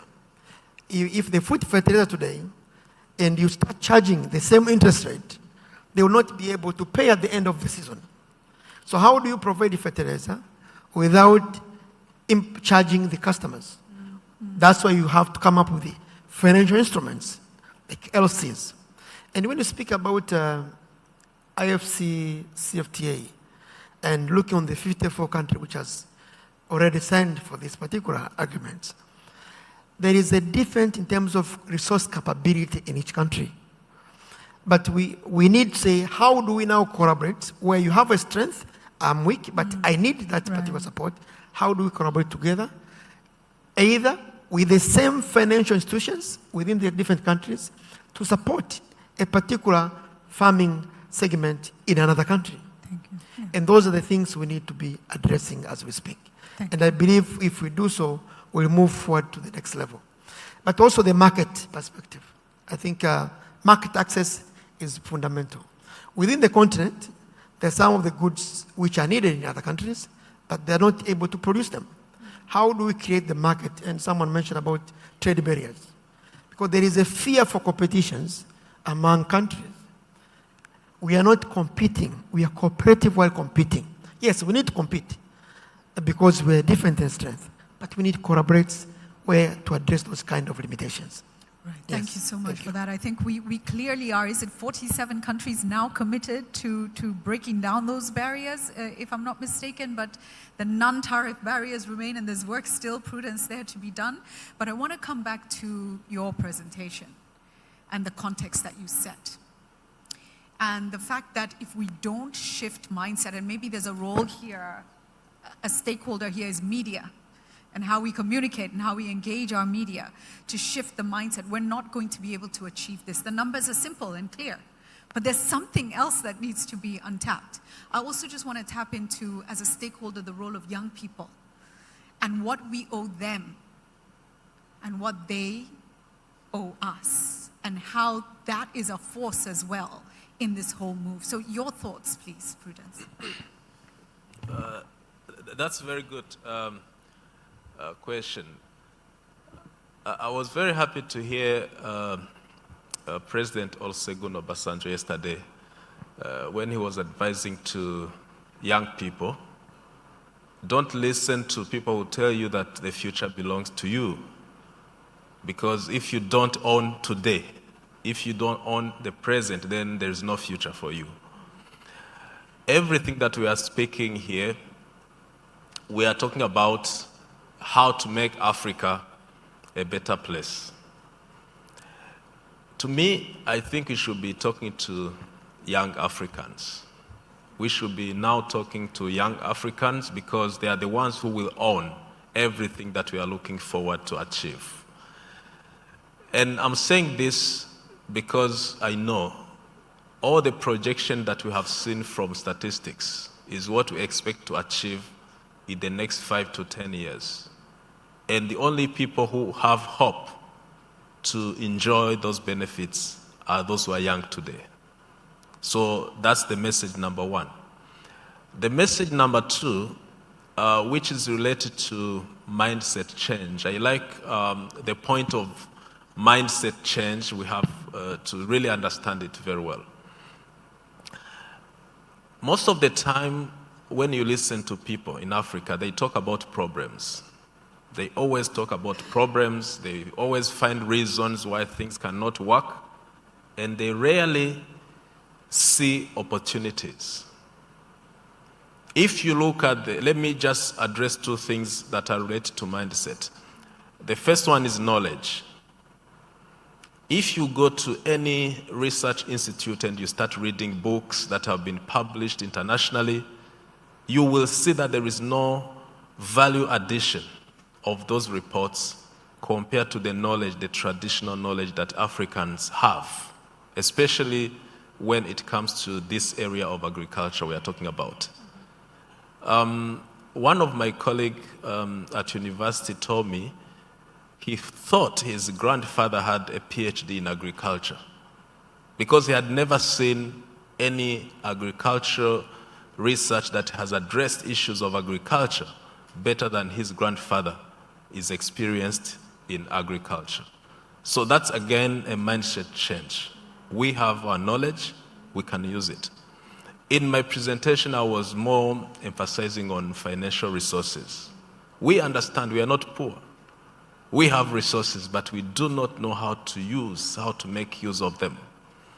And that's why we keep being distracted by external factors. People tell you they are giving you money, but they're just distracting you. You lose sight of what you have because you expect something. The third one, you said it yourself. Most of these institutions that we are operating with, including financial institutions, they are not our own institutions. They are not. So what have we done to learn from them, at least to put in place our own institution that we understand, that we can manage, that we can respond to our need? So I think those are some of the things that we have to understand. There are so many opportunities on the continent. The fact that we have been talking about problems for so long is because we do not see where opportunities are. Thank you. Thank you so much. I want to look back at Your Excellencies and see if there are any comments just before we wind up. I will come back to the panel, sir. I will come back. Yes, thank you. Any comments, sir? None. I do see one lady. And where is the mic? Is there a mic close by, or shall I run? Oh, it's okay. I will come to you. I'll take that comment, then I'll come back to the panel, and we can wind up. Thank you.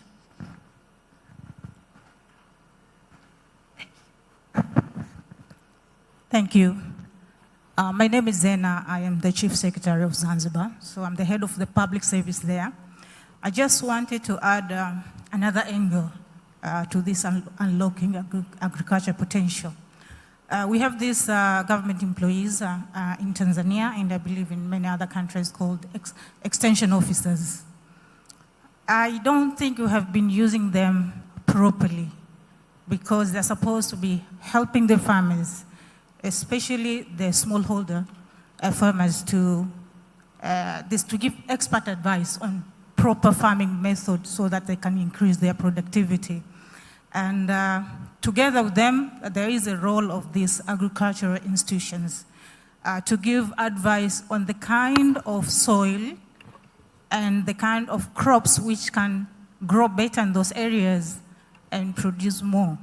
So if we combine maybe the use of those two, and then measure these people by the way they assist the farmers to increase their productivity, it will also help. And one last thing is, I just want to say maybe we should also start being mindful of the words we use, because words have energy. And sometimes we mean well, but they don't give the good vibes you want. So as an example, instead of saying poverty eradication, let's use the words wealth creation. I think they give a better positive vibes. Thank you. Thank you. Thank you so much for that. I thank you for bringing up extension officers, agricultural institutions as key stakeholders, academic institutions, our universities, our colleges, etc., our TIVETs, all of those other things. And I also want to just mention women. We have not talked about women, and yet we know the role women play in agriculture on the African continent. And if there are any comments from each of you on how we better enable, skill, harness, support women, I would love to see how you view them as a stakeholder in this whole ecosystem. And so let me come, final comments from each of you. Honorable Minister, I can begin. Thank you very much. Just before you went to our colleagues, is it coming out? It is. Okay. I was going to say a word about the issue about the youth.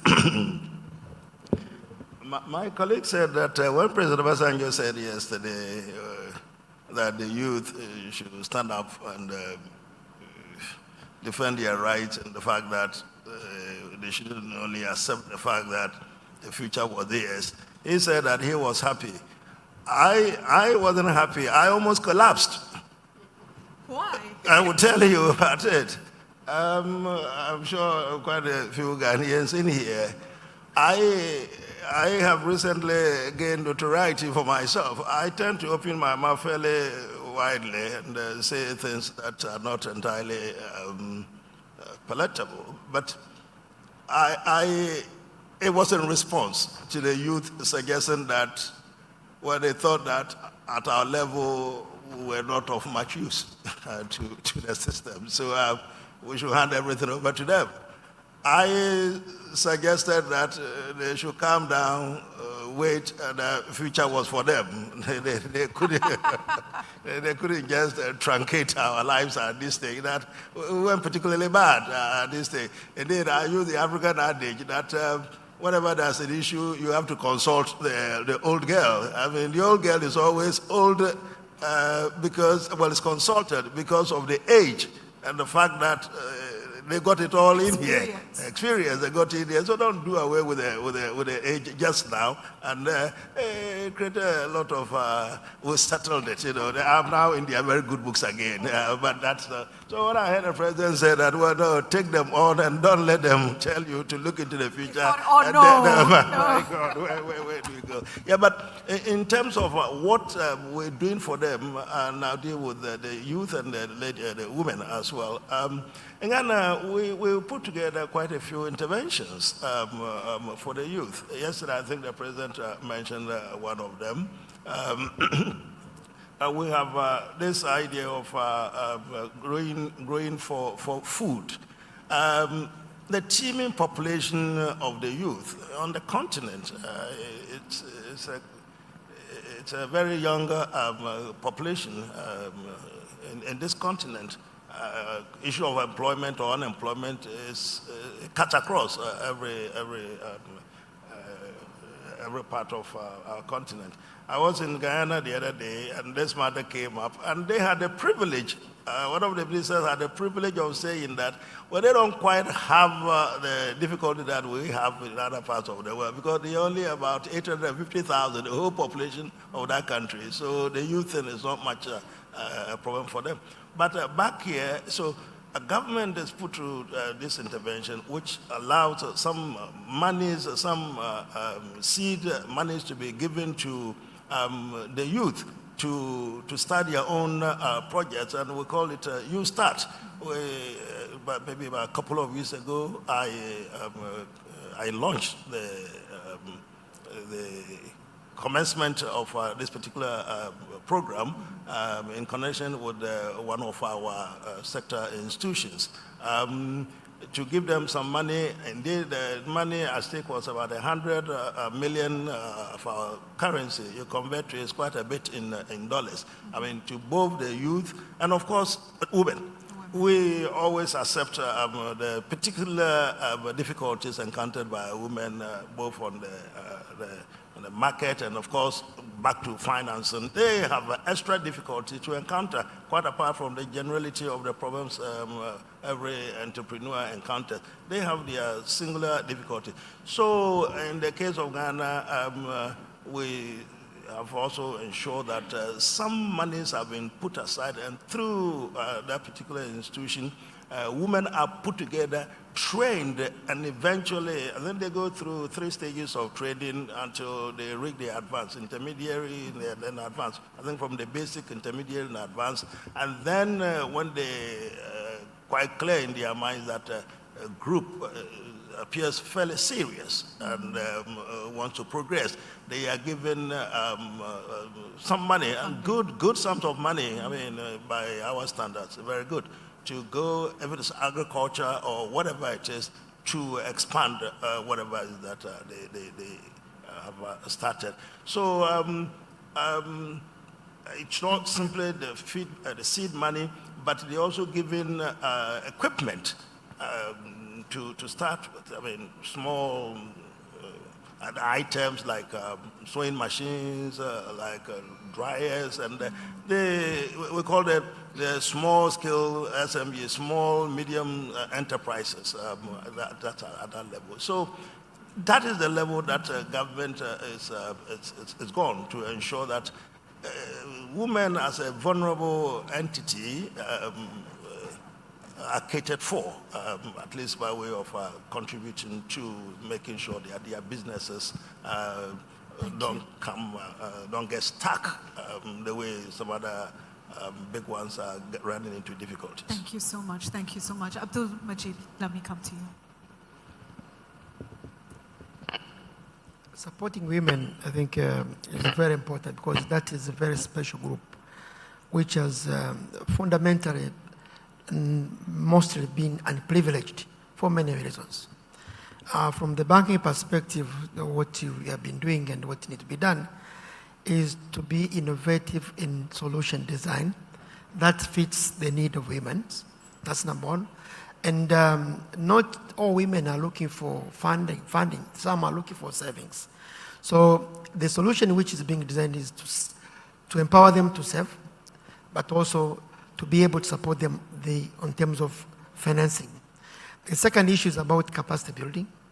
And in most cases, it has been always to put them in a group framework where we give them capabilities in terms of what funding means, how do they need to manage their business, and give them tools, which is purely on financial management of their business, and be able to keep their books of accounts. And the other element which is also being embedded is to put them to the access of the market. And some of the innovation which is going on in Tanzania, not in almost all banks, have been linking women's with international organizations for them to be able to expose their products and services. So I'll give you a good example for CRDB, where the bank have been managing. And looking on Tanzania, being the country where there is so much, I would say, mostly women are leading, most are farmers, but also small business entrepreneurs. The bank decided to create a foundations with the reasons of giving them capacity building in terms of financial support, but secondly, creating a seed capital. Because if you go to the normal traditional way of funding, they will not be able to qualify. So we created a seed capital where they're able to manage themselves as a group countrywide. This we have seen as a positive support. But secondly, I think the other good things that the government itself has also created a dedicated ministry focusing on women and youth, of course, in terms of policy review, but asking financial institutions to come up with those solutions which will address their need. And I see from where we are sitting on our side a benefit in terms of how they are progressed. Mm-hmm. And with AFCFTA, I think looking at the content itself, the bigger population is women and youth. And I fully agree with my colleagues when he spoke about changing our mindsets. Mm-hmm. And the same message was given by yesterday by Excellence Obasanjo about agriculture always has been seen not a business, just on the production for food to support the families. If you start looking at as a commercial business, like any other business, and be supported, obviously they'll be able to move forward. Thank you, thank you. Prudence, you started us off with a great presentation. I'm giving you the final word. Thank you so much. Yes, if it is a final word, let me make them three. The first one, what can be done for women to be part of all this? In one word, if you give women equal opportunities as men, they will always shine. And I'm very much convinced that women, they are much smarter than men on all grounds, starting from the ancient books where Eden was much smarter than, Eve was much smarter than Adam. That's Eden debatable. Garden. That I'm not sure. I want to make one point about education, which is the basis. If you give them education, you give them a regulatory and political environment that is equal to the one that men enjoy, they will always outsmart men. I had recently a conversation with one lady in Kenya. That was 2 weeks ago. She told me, I hear you are developing a protocol on women and youth in trade, but you are addressing the wrong issues.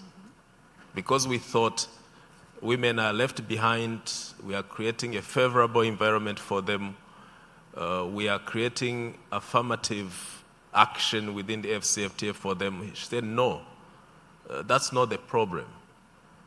And she gave me a real experience that each and every one of you should understand. She told me, I'm a former member of parliament. I'm not part of the disadvantaged group. I have my own collateral. I can do my own investment. But my experience is that being a widow, for many times she went to the banks, and banks have not been able to give her a loan for her own businesses, even being able to provide a collateral. Just because she's a widow, they thought her business is not predictable. On each and every forms, the formalities of the bank, they would ask her to have someone who is going to jointly sign with her. Like, if you don't have a husband who is going to assure us that we'll be able to retrieve that money. So she was not able to get a loan, and she said the problem is not the group in which women are, the problem is the regulatory environment, which is different from country to country. There are some countries that don't give access to education to girls the same way they do for boys. There are some laws that have to be challenged in business, as that one, and so on and so forth. The last word is that if we want to change people's mindset, I think we have to start by educating them, all of them together. Someone talked about different classes in terms of poverty, middle class, you know. What I have noticed is that for any given group of people, there will always be different levels of economic development. And this will be the environment that is there for them, but also more importantly, on the capacity that they have in their own mindset. And someone once said, if you take like the resources of the world and you distribute them equally to each and everyone, and you come back after 10 years, you will still see the same classes starting to constitute themselves. There will be rich people, middle class, and poor people. Because rich will be busy being smart to get out of the pocket, the resources out of the pockets of the poor. It's not poverty in terms of financial, it's poverty in terms of mindset. Thank you. Thank you, ladies and gentlemen. A round of applause for the panel, please. And for all the speakers who shared from the floor contributions, thank you all so much. And you can clap for yourselves, please. Let's give them a round of applause as well. What I've heard, there are many stakeholders needed to be at the table as we do this. And we must collaborate, we must listen, we must understand, we must localize approaches, we must look at what makes sense for Africa, we must build new models of work to make all this work. It's going to be a lot, but let me leave us with this. If we don't do it, who will? Thank you so much. Thank you.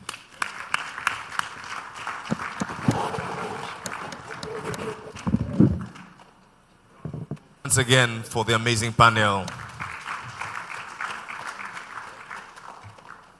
And here to walk us through the key issues raised from yesterday till now, please welcome an economist with iReview Limited, Dr. Emmanuel Maliti.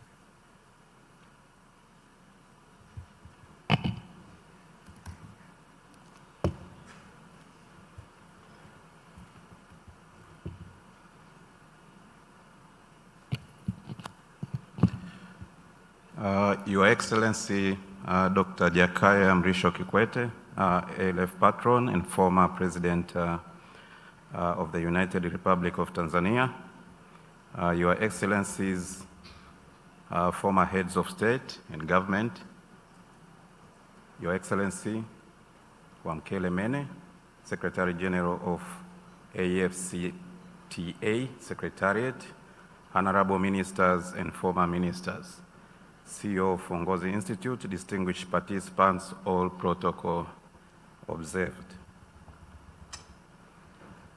Your Excellency, Dr. Jakaya Mrisho Kikwete, ALF patron and former President of the United Republic of Tanzania, kindly allow me to read the statement of the 7th African Leadership Forum 2023.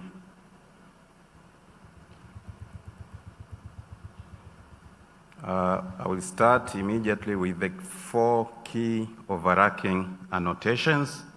Number 1, Africa is a continent of unlimited opportunities, a growing youth population, and it is optimistic. Political stability, collective political will, and political actions are foundations for transforming intra-Africa trade. Number 2, the African Leadership Forum 2023 is convening when the agriculture sector in Africa is under pressure from geopolitical conflict, climate change, and COVID-2019.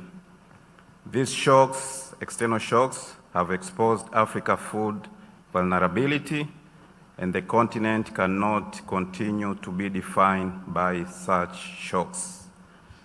Number 3, the establishment of AFCFTA is a game changer in terms of driving the trade integration agenda in Africa, creating the world's largest free market, and ultimately setting the stage for industrialization and prosperity. Number 4, Africa needs to focus on agribusiness rather than agriculture, as many factors are at play. The former, that is agribusiness, encompasses agriculture simultaneously with many other aspects. Therefore, the sector requires a multifaceted approach across multiple stakeholders, including ministries beyond that of agriculture. In terms of specific issues under different themes, on climate change, number 1, the current and future effects of climate change are a wake-up call for Africa to reorient its agriculture development agenda. Many best practices that have transformed some of the agricultural sector and subsectors are available to learn from each other and scale up. Number 2, interventions can include technological-based, from introducing country-specific technology and innovation in adaptation, references made to climate-smart technologies, to diversifying farming systems. Number 3, under the same theme of climate change, complementary non-technology interventions, including evidence-based policymaking, tapping climate change financing, and advocating for compensation from large polluters. On the agricultural financing, number 1, access to affordable finances is necessary to facilitate expanding private sector participation in the agricultural or agribusiness sector. This requires policies that de-risk lending to the sector, and some of the examples including formalizing agricultural land, introducing land banks, and central bank role in facilitating innovative financing, including carbon trade financing, as well as providing incentives for regional and local banks to syndicate large loans portfolio for the sector. Number 2, Africa can also consider providing incentives to allow market entry for venture capital funding, insurance products, trade financing, and commodity markets. The latter can start with commodities that Africa largely consume. Intermediary financing such as guarantees, savings and credit societies, investment banks can serve the sector, and other credit facilities that cater for the needs of women and youth have proven to accelerate access to finance in some of the African countries. Number 3, subsidies remain a relevant policy interventions. However, they take resources away from competing development areas, and they are unlikely to reach all in need. In the future, Africa will need to transition from subsidies to commercial-based financial ecosystem. On access to markets, number 1, Despite increasing global preference for Africa food globally, access to markets remains a challenging experience. Efforts can be directed towards investing in advisory service to smallholder farmers, phytosanitary measures, and physical and information infrastructure that will enhance interconnectivity between African countries. Investment in artificial intelligence, robotics, digital long-distance communication facilities will also simplify complex trade logistics. Number two, when addressing trade barriers, African countries cannot be preoccupied with sentiments on winners, who is the winner, who will be the losers.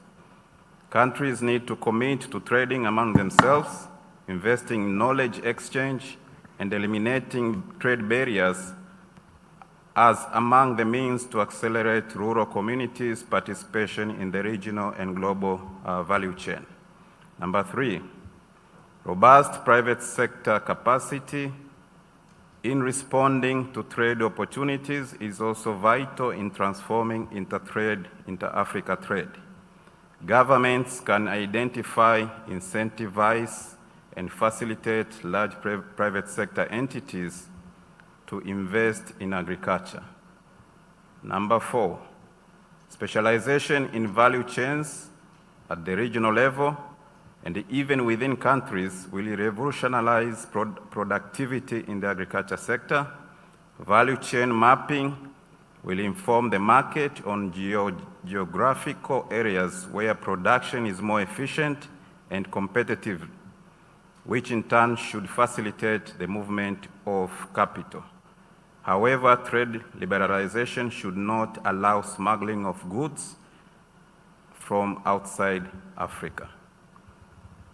On the subject of development cooperation with partners, number one, Africa needs to synchronize development cooperation with partners by prioritizing projects that raise productivity capacities rather than food aid and emergency supplies. Reference is made to projects that support infrastructure development in the subsectors of transport, water, and energy, and access to finance, for instance, innovation, digital finance, blockchain technology, and the introduction and expansion of commodity and capital markets. Second, support to capacity development needs to prioritize value addition to existing agricultural exports, as well as extending the trade arrangements such as the African Growth and Opportunity Act, AGOA, which can potentially raise specialization within the African textile industry. And that concludes the statement. I thank you all for listening. Please, ladies and gentlemen, a round of applause once again, Dr. Emmanuel Maliti, economist with the iReview Limited.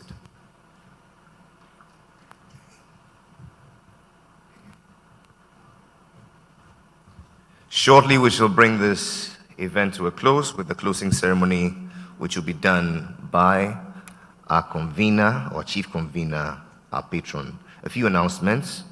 Soon as we break off from here, our chief convener, our patron, would like to meet our other conveners, the AFCFTA and the Ngozi Institute, for a press conference which will happen at the holding area. The ushers will direct. Additionally, we invite all our invited guests from outside Ghana to please make their way here to this side of the hall for a briefing after the end of this session. We have a special briefing for you as to the way forward.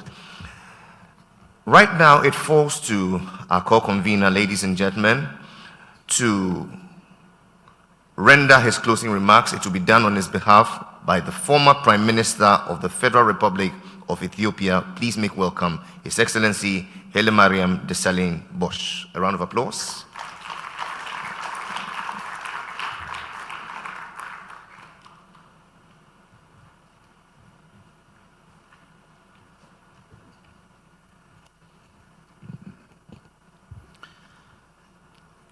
Your Excellency, Dr. Jakaya Kikwete, former President of the United Republic of Tanzania and the African Leadership Forum's patron, Your Excellencies, former heads of state and government, Your Excellency Wakamele Mene, the Secretary General of the African Continental Free Trade Area Secretariat, representatives from regional economic communities, invited delegates from different parts of the continent, Your Excellencies and distinguished delegates.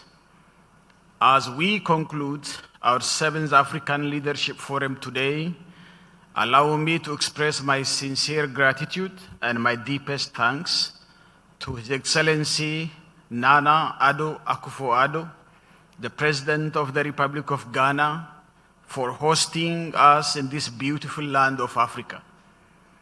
My colleagues and other participants will agree with me that the level of generosity and hospitality received from the Ghanaians is exceptional. I also extend further appreciation to all former heads of state and government, and in particular, His Excellency Dr. Jakaya Kikwete, former President of the United Republic of Tanzania, and the patron of the African Leadership Forum, for your continued contribution to the development of the African continent. Equally important, special thanks should go to all participants involved in this important forum, for your contributions has made the sessions highly engaging, informative, and interactive as we seek to promote inter-African trade to unlock agricultural potential in our continent. We have been able to cover issues ranging from unlocking agricultural potential in Africa, the market as a driver for fostering agricultural productivity in our continent, to the role of Africa's partners to support the success of this free trade agreement. Your Excellencies, distinguished delegates, the forum has not only reminded us about maximizing our continental agricultural potential, but also about the role of intra-Africa trade to realize Africa as a strong, united, developmental continent and influential global player and partner. Therefore, we must do our best to become productive and trade more among ourselves, particularly in the agricultural sector, where most African countries have a comparative advantage. We should be grateful that the African Continental Free Trade Agreement, under the leadership of His Excellency Wamekele Mene, is in place, and so far, their tireless efforts to promote intra-Africa trade are commended. I sincerely agree with Excellency Nana Addo Akufo-Addo, the President of the Republic of Ghana, and other participants that the introduction of the African Continental Free Trade Area is one of the most important and landmark decisions taken by our leaders. Your Excellencies and distinguished delegates, the engagement, information, and interactive deliberations in this forum have underscored the great potential of African Continental Free Trade Agreement to enable the free flow of goods and services across the continent and boost the trading position of Africa in the global market. We should therefore remain optimistic that an increase in trade is the surest way to deepen regional integration in Africa. It will remain a rapid increase in the exchange of agricultural, industrial, financial, scientific, and technological products, which would significantly enhance our economic fortunes as a continent, create prosperity, and provide opportunities for employment for the broad masses of Africans, particularly our youth. Your Excellencies, distinguished delegates, with these few words, I thank you for the participation once more, and specifically, I highly commend and thank the patron of the African Leadership Forum, His Excellency Dr. Jakaya Kikwete, for the stellar work he has done in ensuring this forum become a success and hosted in Ghana. My sincere gratitude and thanks goes to His Excellency Wamekele Mene, the Secretary General of the African Continental Free Trade Area Secretariat, for working hard day and night, ensuring that African Continental Free Trade Area begins operation as planned. I further extend congratulations and salute to my fellow African former presidents present in this forum for continuing to serve the continent in a different arrangements even after the retirement. Your Excellencies, stay assured that your contribution is highly appreciated. Likewise, please allow me to recognize and appreciate the presence of various representatives from business communities present here today. I am sincere that your ideas and business experiences have added significant value to the discussions, and I thank you so much indeed.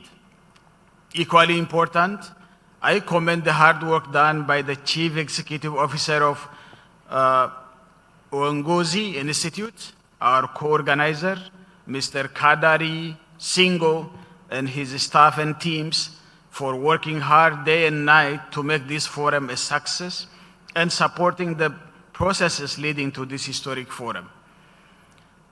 Last but not least, I wish to extend my gratitude to all sponsors for taking efforts to make African Leadership Forum 2023 a reality. Your financial, knowledge, and material support are recognized, appreciated, and well documented. And my deepest thanks goes to you.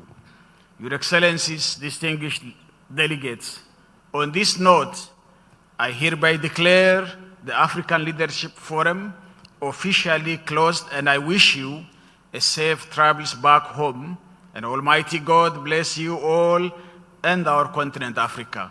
I thank you. His Excellency Haile Mariam Desalegn Bosch, former Prime Minister of the Federal Republic of Ethiopia.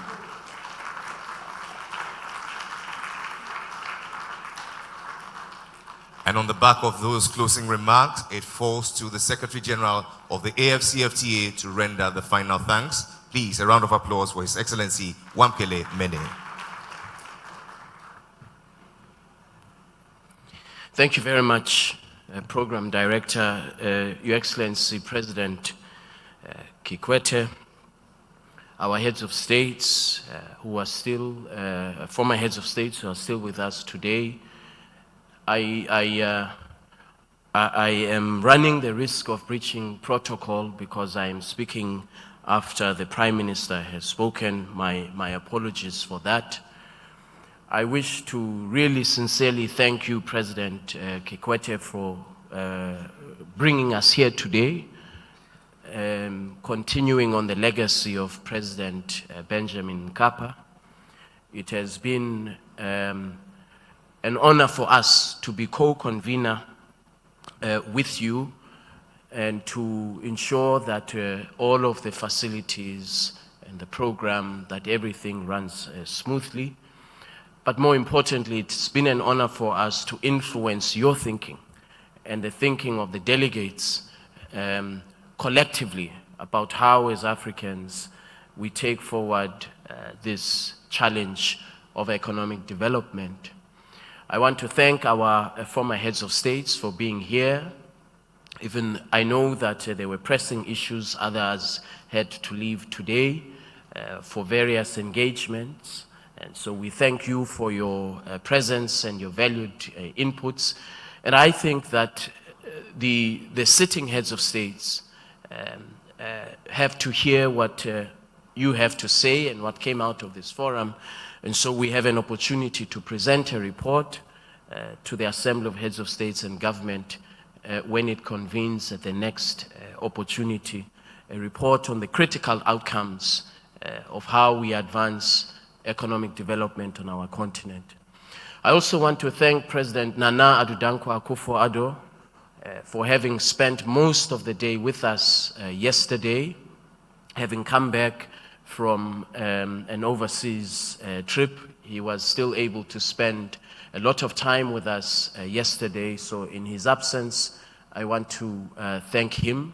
I would like to thank our two program directors for the last day and a half of ensuring that our meetings are well engaged and interactive, as we all have seen. I want to wish all of you a safe journey back to your respective countries, and I hope that we will continue to be part of this as the AFCFTA Secretariat, continue to be part of this initiative, to do what we can. I'm aware that, as President said yesterday, in the last few sessions since the founding of the forum, the focus has been, correctly so, on peace and security, stability, but I think that there is now a space for us to consider trade, investment, economic development as part of the dialogue of the forum going forward. So, Your Excellencies, thank you very much for coming, and forgive me for breaking protocol, Prime Minister, for speaking after you, but I really wanted to just thank you very much for your presence. Thank you.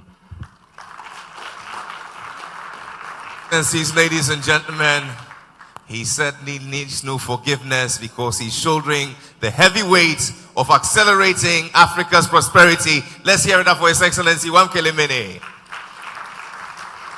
We appreciate you for the great work that you've done for the past 3 years, and that's which you keep doing for this continent. We are grateful, and we say God bless you. To this end, let me reiterate our announcements once again. Our convener would like to meet our co-conveners also, the AFCFTA and the Ngozi Institute. Yours will be in the holding room for the press conference. All our delegates from outside Ghana respectfully would like to meet you at this side of the hall at the end of this event. This is how we bring closure to 2 days of fruitful deliberations on promoting intra-Africa trade to unlock agricultural potential. I believe the cutouts are simple. We have to look to ourselves. Life is how you use what you have and not how you use what others have. This is true independence, so let's be truly independent. My name is Jerry Edemajololo, and I trust that next time we meet, it will be to count the dividends that have accrued from these fruitful deliberations. To this end, we rise and reaffirm our faith in our beloved motherland, Africa.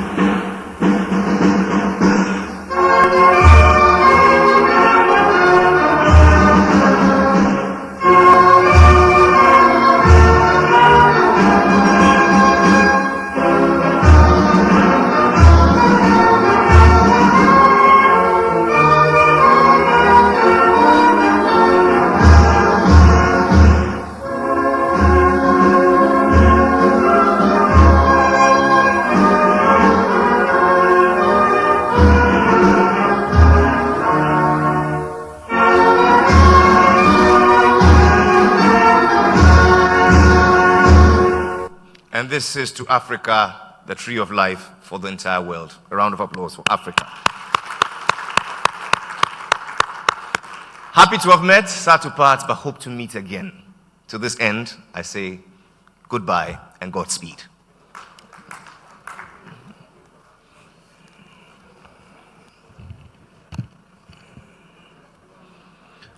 Once again, all our delegates from outside Ghana would like to meet you at this side of the hall for a briefing. The press conference with our core conveners will happen shortly in the holding area.